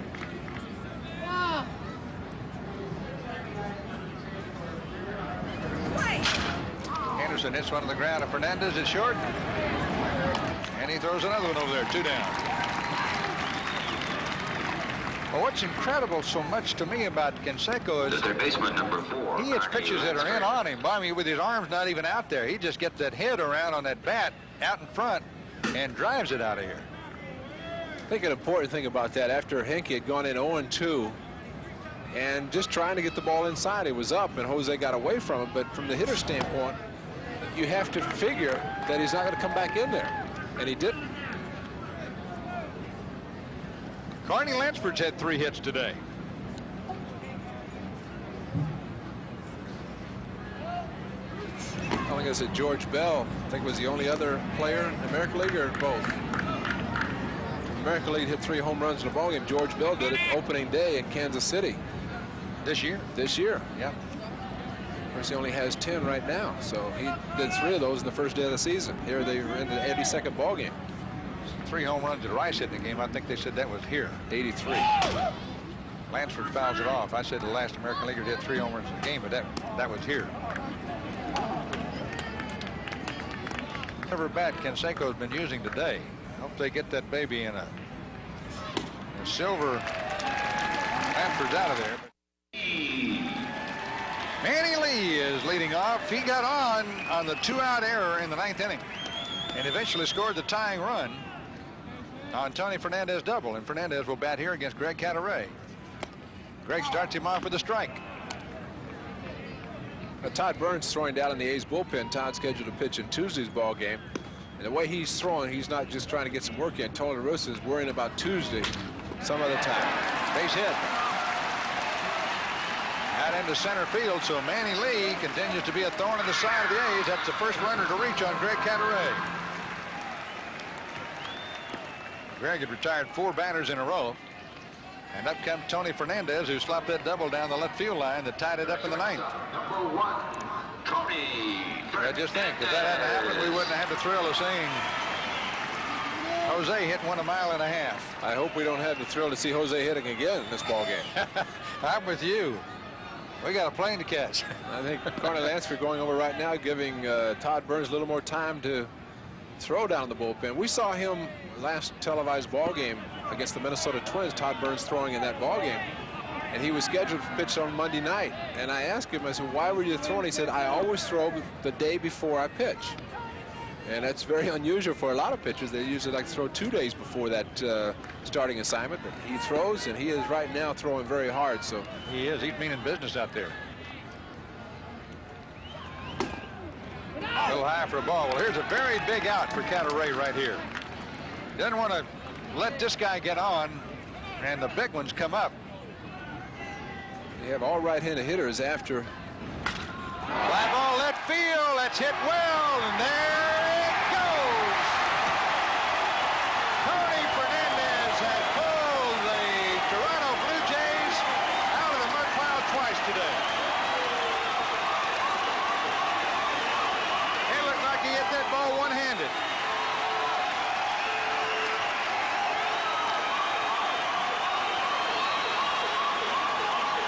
Boy, I don't believe that one.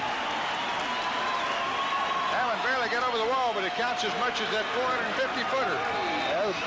Breaking ball. He got the fastball up Dennis Eckersley. This is a breaking ball down and in, and just again dropped the head of the bat on it. Oh boy. This has been unbelievable here today.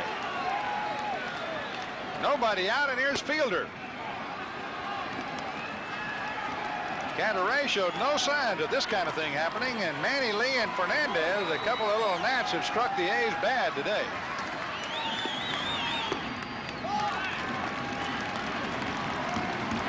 That's only Fernandez's 3rd home run of the year.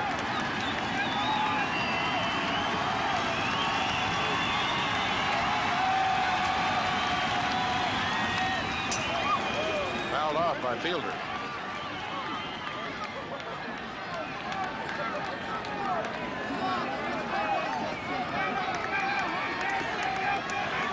Well, you expect that maybe a Canseco will hit one, but you're surely not looking for a Fernandez to hit a home run in the 12th inning.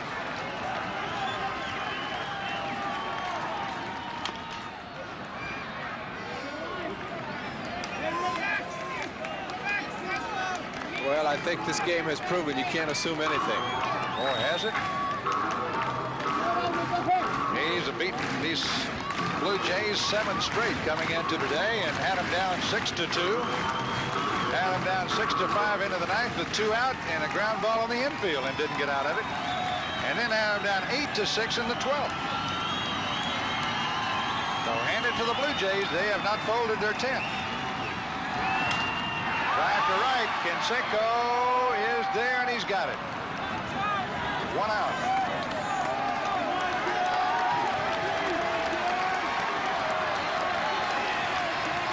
Here's Bell.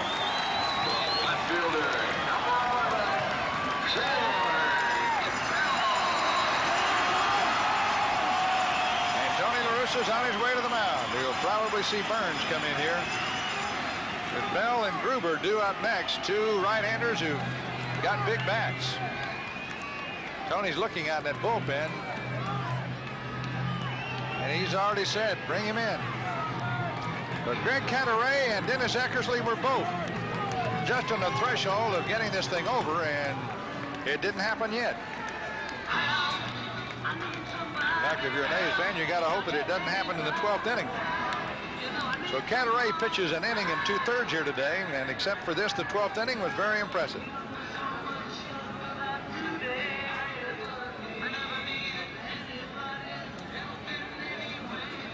Gave up the 2 runs. Your attention, please. 2 Now hits. pitching for the Athletics, number 54, Todd Burns. Well, this is the 6th pitcher used by Tony La Russa today. Todd Burns last pitched last Monday night, going 10 strong innings against the Milwaukee Brewers. Did not get a decision as that ball game went 14 innings. A's picking up the win in extra innings. Burns went 10 innings, 10 hits, 3 runs earned, 2 walks, 5 strikeouts. Very impressive. You mentioned the 87 breaking balls, an excellent curveball. A pretty good chance you're seeing a few breaking balls from Todd Burns to the 2 right-handers coming up. There you see his numbers on the season. His 4th appearance, 1 in relief, 2 starts. As we mentioned before, scheduled to pitch on Tuesday night in Cleveland in the 2nd game of that series, actually in the doubleheader.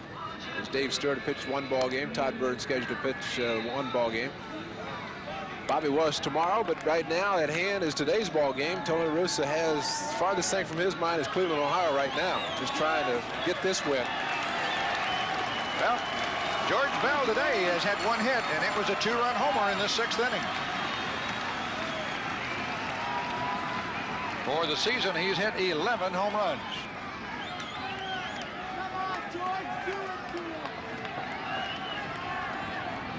Burns' first pitch, breaking ball low and away, 1-0.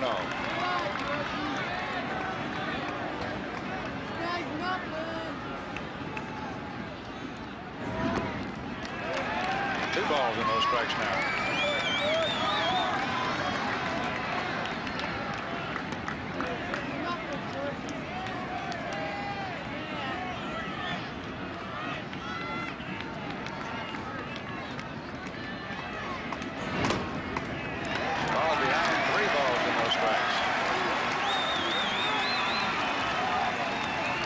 First time George Bell has seen Todd Burns looking down for a sign on 3-0. I'd be very surprised, a little surprised. Of course, he only hit that he had was the home run to pitch up in his eyes on a slider.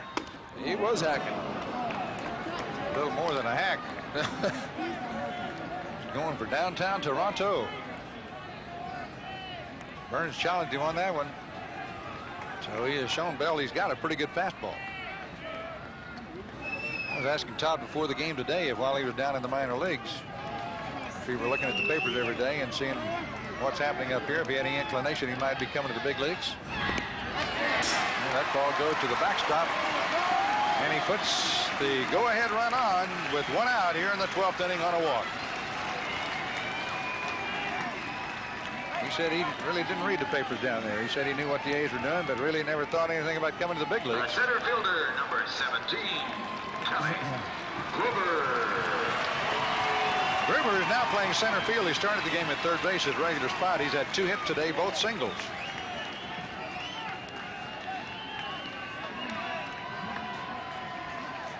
Boy, the Blue Jays are playing this one very doggedly today.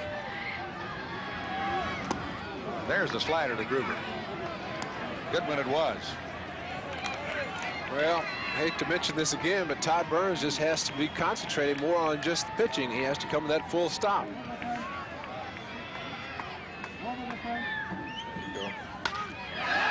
Base hit left field. Both runners will hold at first and second. Lanford made a good try for it, couldn't come up with it. Gruber gets a hit, and now the Blue Jays have the winning run at second, and Fred McGriff is batting. There's a case of Carney Lansford playing close to the line. You see there, he had to dive. That ball in a normal position had been right to him, probably an inning double play.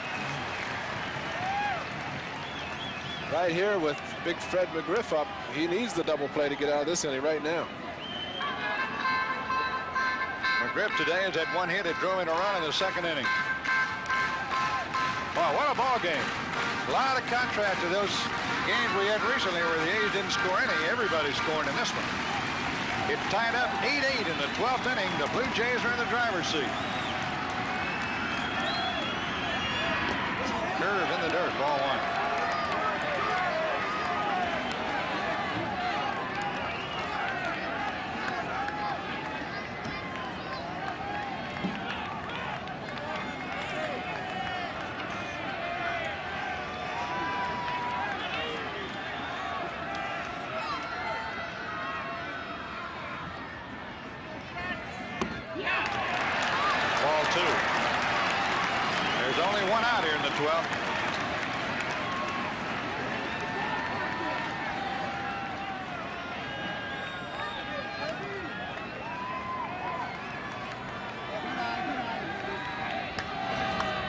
Check swing foul. Steinbach set up outside at time a little bit, and the ball came back inside.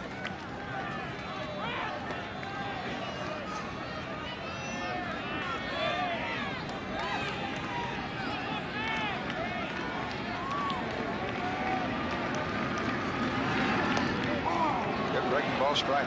Took a little off that one too. That was an excellent pitch right there. Two breaking balls that were balls, and they come back with a check swing and then a good changeup right there. Excellent pitch.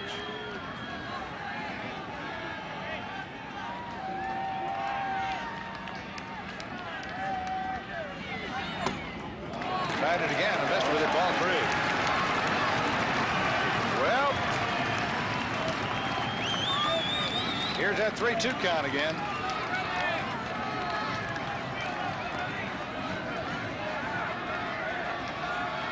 Runners are going. Struck him out. Could get him at third, but Carney wasn't covering. Could have ended the inning right there. Lansford did not get third base covered. Goes at a double steal. Boy, that throw was right on the bag from Steinbach, too.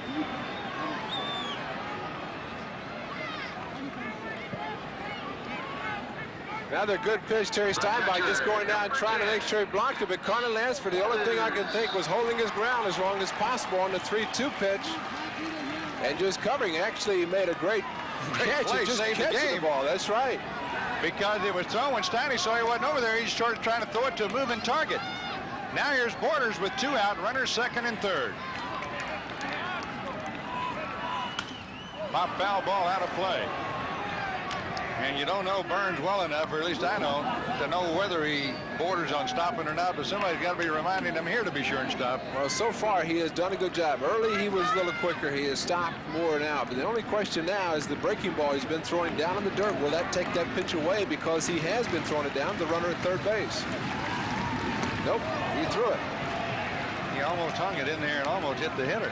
And one thing about it, I know when Ron Hassey has caught him in the two ball games, he's thrown a lot of breaking balls. He's talking to Todd Burns. He does not shake off. He'll go what the catcher calls. And in this case, it could be coming from the bench. Also, Terry Steinbach. Call a breaking ball. He has the confidence he can block it. Popped up. Lansford's got a play on it, I believe. It's drifting to the stands. He's got it right up against the stands. What a job by Todd Burns after the first two guys got on when he came in the ball game. Striking out McGriff was the big one. Now we're going to go to the 13th inning, and it is still tied up at 8-8.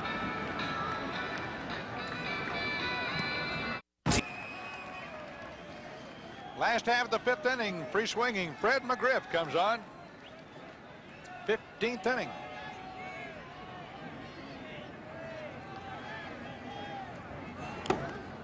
McGriff having a big cut, missing. Left-handed swingers hit 15 home runs this year. He leads the Blue Jays in homers.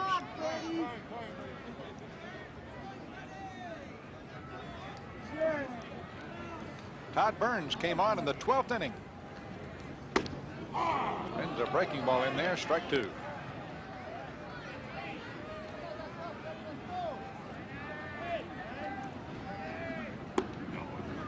Turned one over and missed outside with it.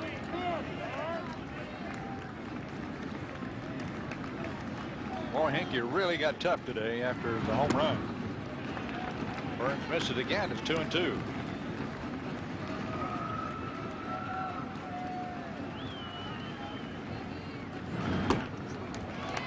And he keeps flirting with this count. He's been ahead of 2 or 3 hitters today, 0-2, and then gone to 3-2 on him.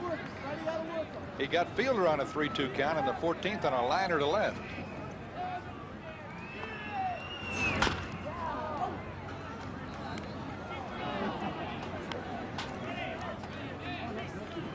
Hinkie got the 3-2 on Javier and just kept pouring those strikes up there and finally struck him out.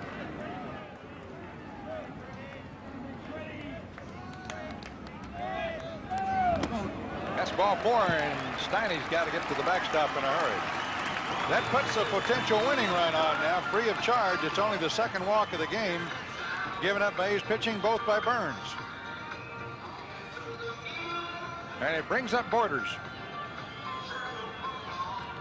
The catcher, number 10, Pat Borders. Ernie Whitt started. Borders relieved him in the 11th inning.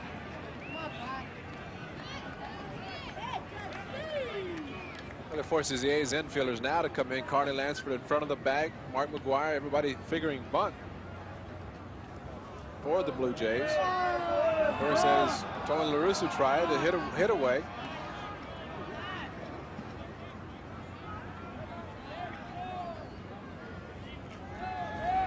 He bunts it hard, foul.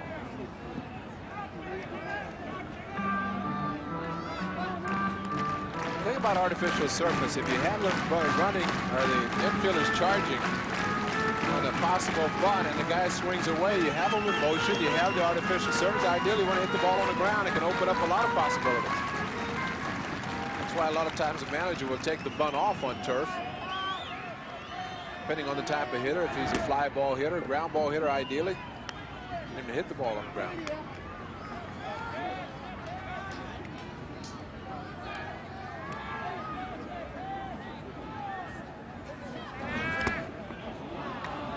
Definitely went for it.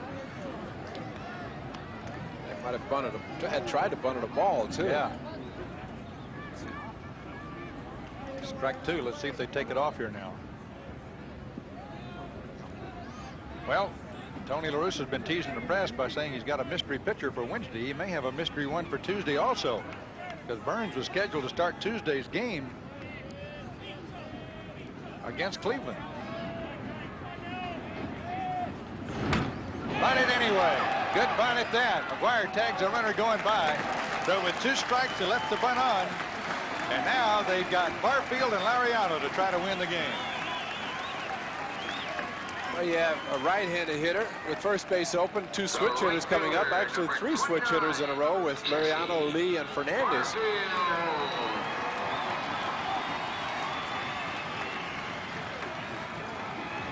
Game tied at 8 runs apiece. We're in the 15th inning at Exhibition Park, Toronto, Canada.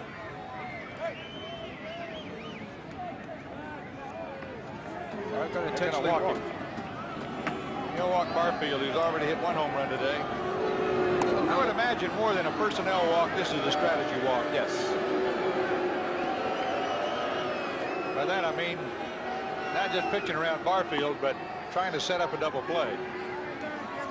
Well, also you have to figure talked about it before. The guy makes a lot of money to drive in runs, and Jesse Barfield has been very successful at driving in runs, and I think we all know he makes a lot of money. So I mean, it's just part of the game.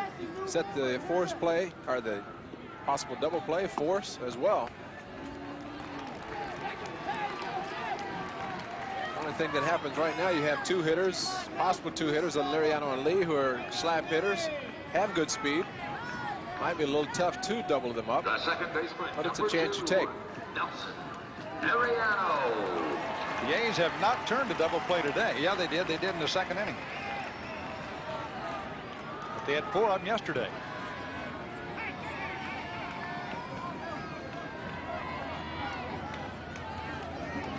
Lariano came into the game pinch hitting for Campusano in the 9th inning.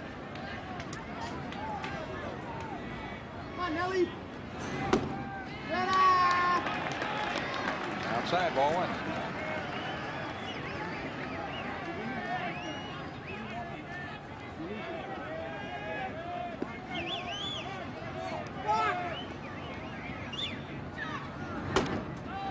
The breaking ball. It becomes serious now.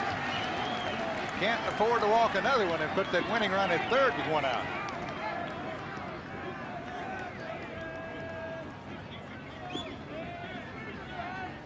For the first time today, Burns shakes the catcher off on a sign.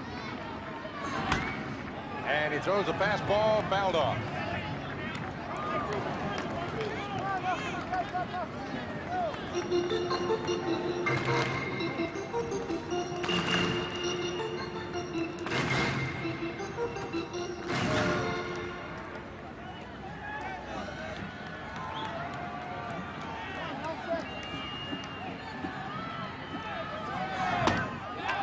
Ball 3.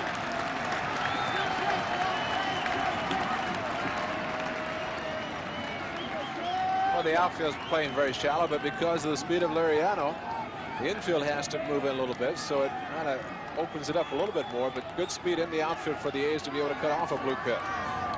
Ball 4, he walked the bases loaded. Boy, that was a big pitch right there. 3 walks here in the last half of the 15th inning have put the A's in jeopardy, for sure. And here is Manny Lee, who has had 3 hits, including 2 in extra innings today.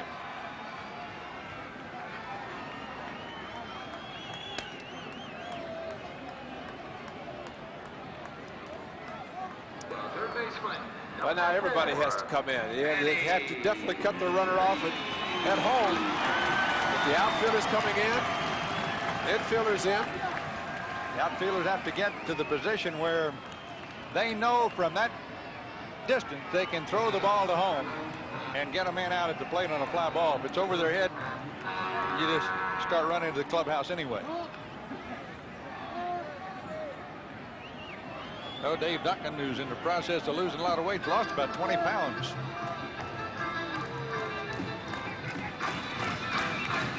Takes a little stroll out there.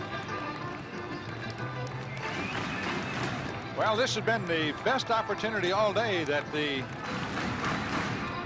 Blue Jays have had to take a lead in the game. Well, they did have runners at second and third in the 12th inning.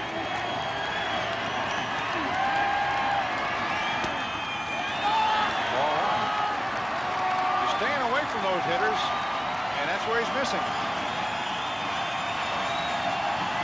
All of a sudden, the quiet Toronto crowd has turned into an ogre.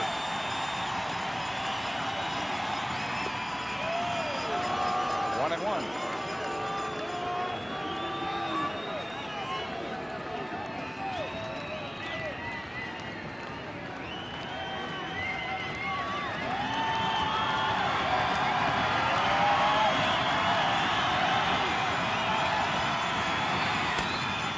Line drive to left field. Javier's got it, and the runner did not tag on that play. And look at that throw from Stan. That runner at third base went down the line about 3 or 4 feet. And more importantly, I think Todd Burns did not stop that time. I kept looking at the umpires. Forget about the hit. I was looking at the umpires to see if they were going to call a ball.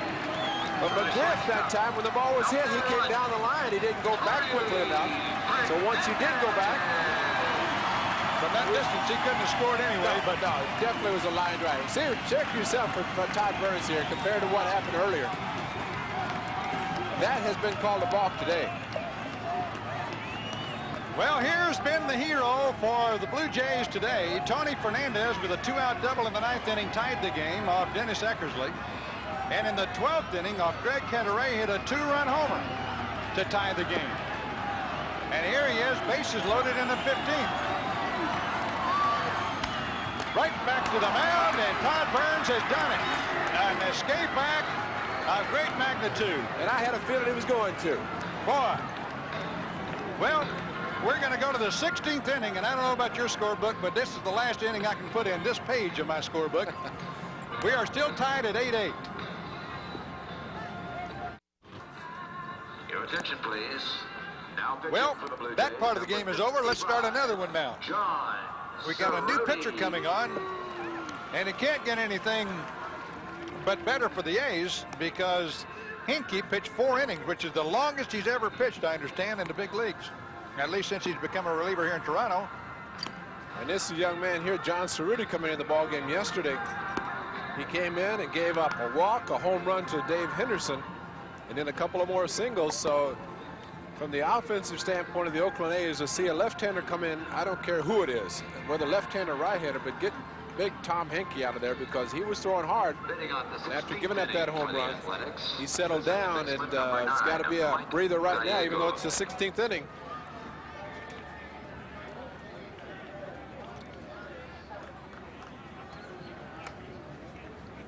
All right, here's Mike Gallego now in his 16th inning.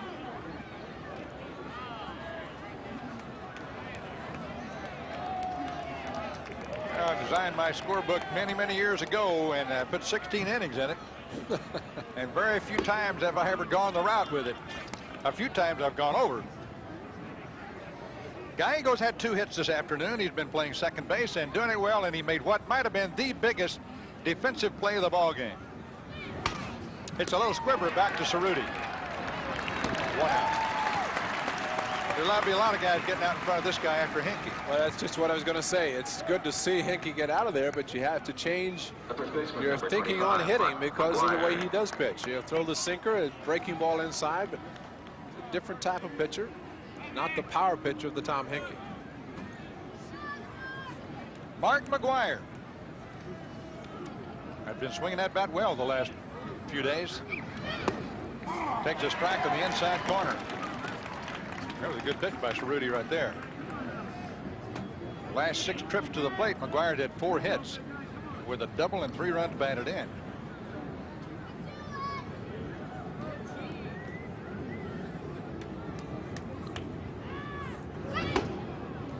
It's like Cerruti is dedicated to keeping that ball in on Mark right now.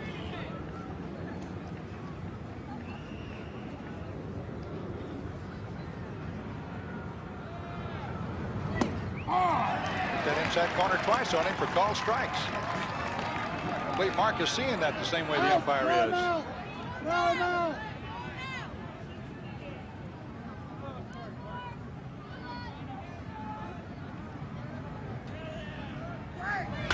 That one is gone. Mark McGwire gives the A's another lead. 1 ball and 2 strike count, and he straightened one out. They didn't get that one quite in far enough. And that's the way it is when you play these A's. They just keep going at you, and somebody's going to hit one. Now let's watch the forearm bash from the little guy. I don't know that that was a fastball. I was just watching Cerruti's delivery. He changed his The delivery. designated hitter, number 17. I tell you, went out like a fastball. Let's watch Cerruti here and just see Borders moves way inside to see the target. I think he tried to take something off. It was down a little bit even. Here's a strike to Glenn Hubbard, who is the DH now, the 3rd DH used in this ball game by the A's. Regardless of the pitch, the fact that he tried to go back inside again. Went inside again, and after seeing a couple in there, Mark had to be opening up looking for it. Looked like it was. It was anyway. down a little bit, and he just reached down there and golfed it. Of course, Mark's a good low ball hitter. Good golfer, too. Yeah. Well, the A's lead 9-8. Curveball fouled off.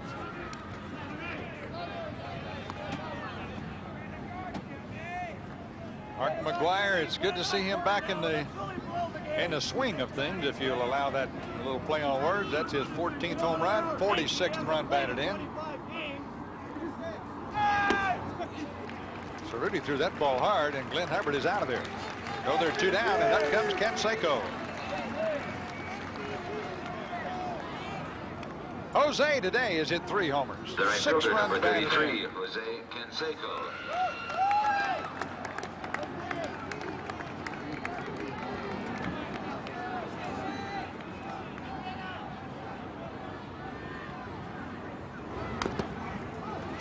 Big swing. In 71 innings this year, Cerruti has thrown now 11 home run balls. I'm not sure he threw that one, but Mark hit it. Well, that's 3rd home run by Mark McGwire in Exhibition Stadium. One of those coming early in April, the first trip off of Wells, the left-hander. In the dirt to McGwire. Hinkie really pitched around Canseco in the 14th inning. There were 2 out, nobody on. He still didn't throw him anything to hit. That's a strike. Catcher moved to the outside part of the plate that time. Jose just took a look at it. He's hit 1 to center and 2 to left today. What a swing. Well, let's see what can happen now in the last half of the 16th inning. The A's have the lead again. They had it in the 9th, they had it in the 12th, and now they got it in the 16th. And coming up for Toronto will be their big guys, Fielder, Bell, and Gruber. We'll be right back.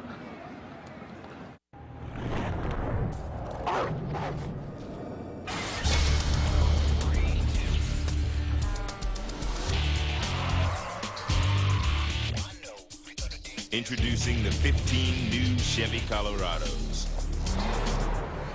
The most mid-sized trucks ever unleashed.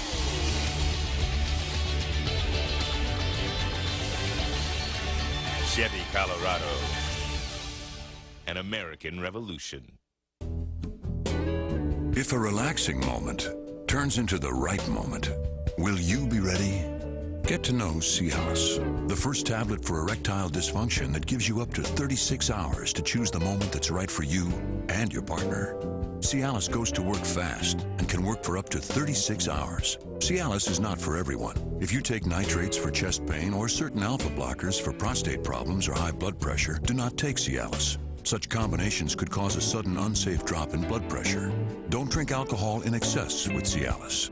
The most common side effects were headache, upset stomach, delayed backache, or muscle ache. Erections lasting longer than 4 hours, though rare, require immediate medical help. Discuss your health status with your doctor to ensure Cialis is right for you and you are healthy enough for sexual activity. Ask your doctor if a free sample of prescription Cialis is right for you. 36-hour Cialis. When the moment is right, will you be ready?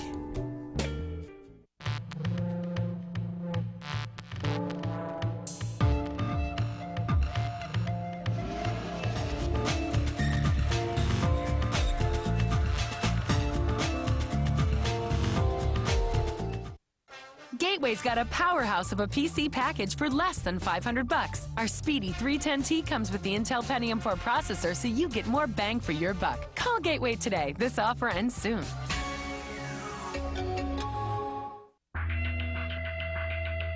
Try to get to your ultimate goal to go to the World Series, especially for the city of Boston. The fans are absolutely unbelievable. From the first pitch, the stands are filled, and they're there at the end of the last pitch, supporting their team.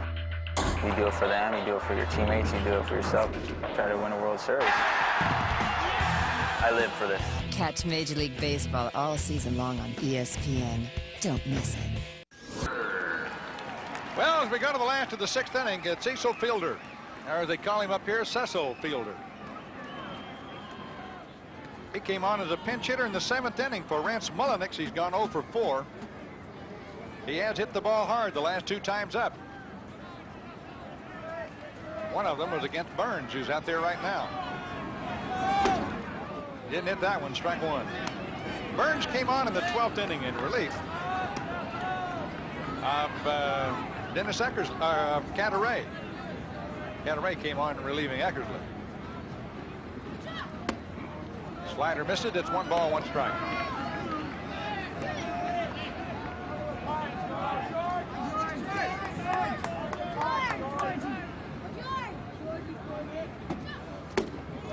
Pulled the string on him and got Fielder out front. Strike 2.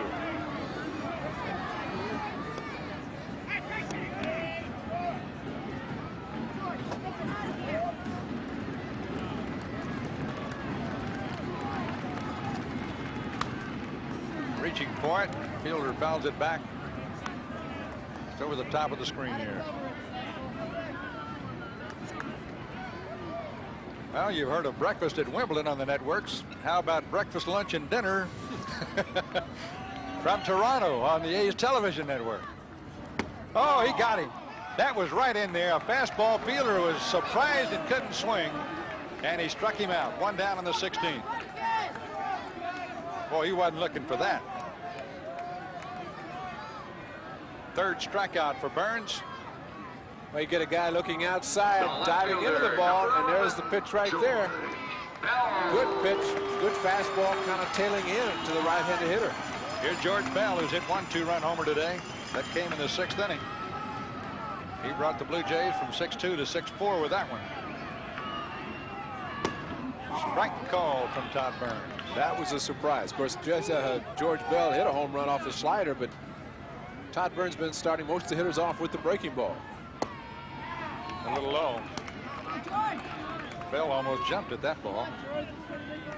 He has that weight shift where he kind of cocks his bat or his entire body as the pitch is being made and thrusts his weight forward. And a lot of times that momentum will carry him to the point that he just jumps just to avoid leaning over and falling down. This guy might be the least popular MVP that's ever won that award in his own hometown. Popped it foul back into the seats, out of play. I don't know what caused that. His arguments over salary and stuff, Ray. How did he get the fans on him so much? Well, started out with the not wanting to play left field. That's right, this year. Right. Wanted to be the designated hitter, and he said, I want to play every day. And walked out of a game in spring training, and Jimmy Williams handled it very well. Came back on opening day and hit 3 home runs against Kansas City. Look at him jump out after that ball. When he's going to take it, he takes it out there running almost. 2 balls, 2 strikes on Bell. 1 out in the 16th. The A's lead it 9-8. And 3-2 again.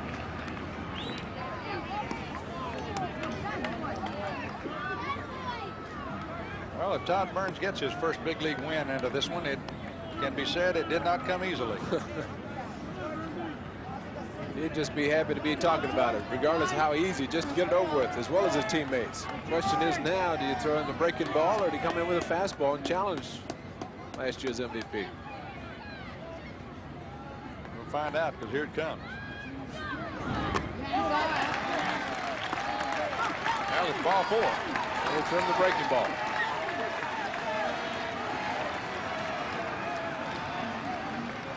So the excitement goes on. Here comes Kelly Gruber, who's got power in his bat. And he's had 3 hits in this game. Well, boy, when they gave that ball to Burns in the 12th inning, Center fielder number 17. they were telling him, it is yours, man. If it goes from now till dark, it's yours. Because the A's bullpen is empty. Similar setup a couple innings ago. Cardenized for playing close to the line. Gruber hit a ball past him, diving. Cardi back on the line again.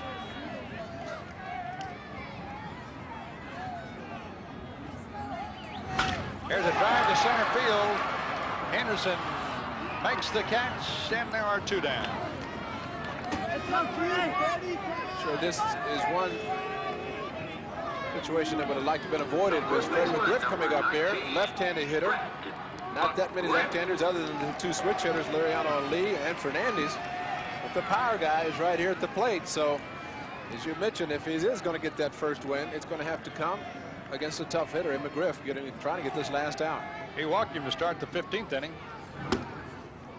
Outside, ball 1.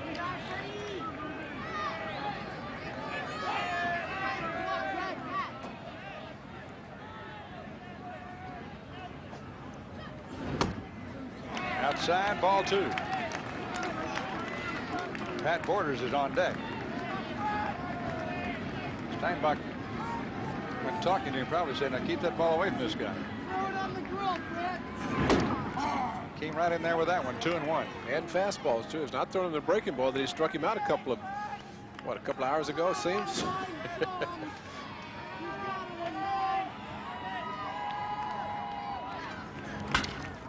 Right where Gallegos playing him, and it was not easy, but who said it had to be? The A's win the ball game by a score of 9-8 here at Exhibition Stadium in Toronto, Canada, and the A's now have beaten the Blue Jays 8 straight times, and this one they had to go. Well, they tell me that this thing is about over here, and the congratulations are of sincere nature out there for the young guy who got this one, and it'll be a fun plane ride over to Cleveland finally, Ray. Well, it will, especially Twins lost, so they pick up a game, but more importantly, you don't mind using all these pitchers, all these players, and staying out of here all day if you win. A big win by the Oakland A's right here.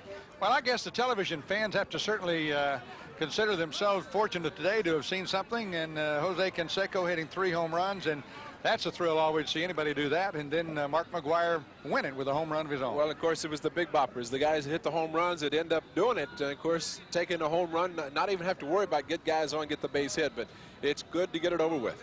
Well, as we said, we filled out our scorebook, and that's it for today. We're going to be back on the air in just a little while from Cleveland, it seems like.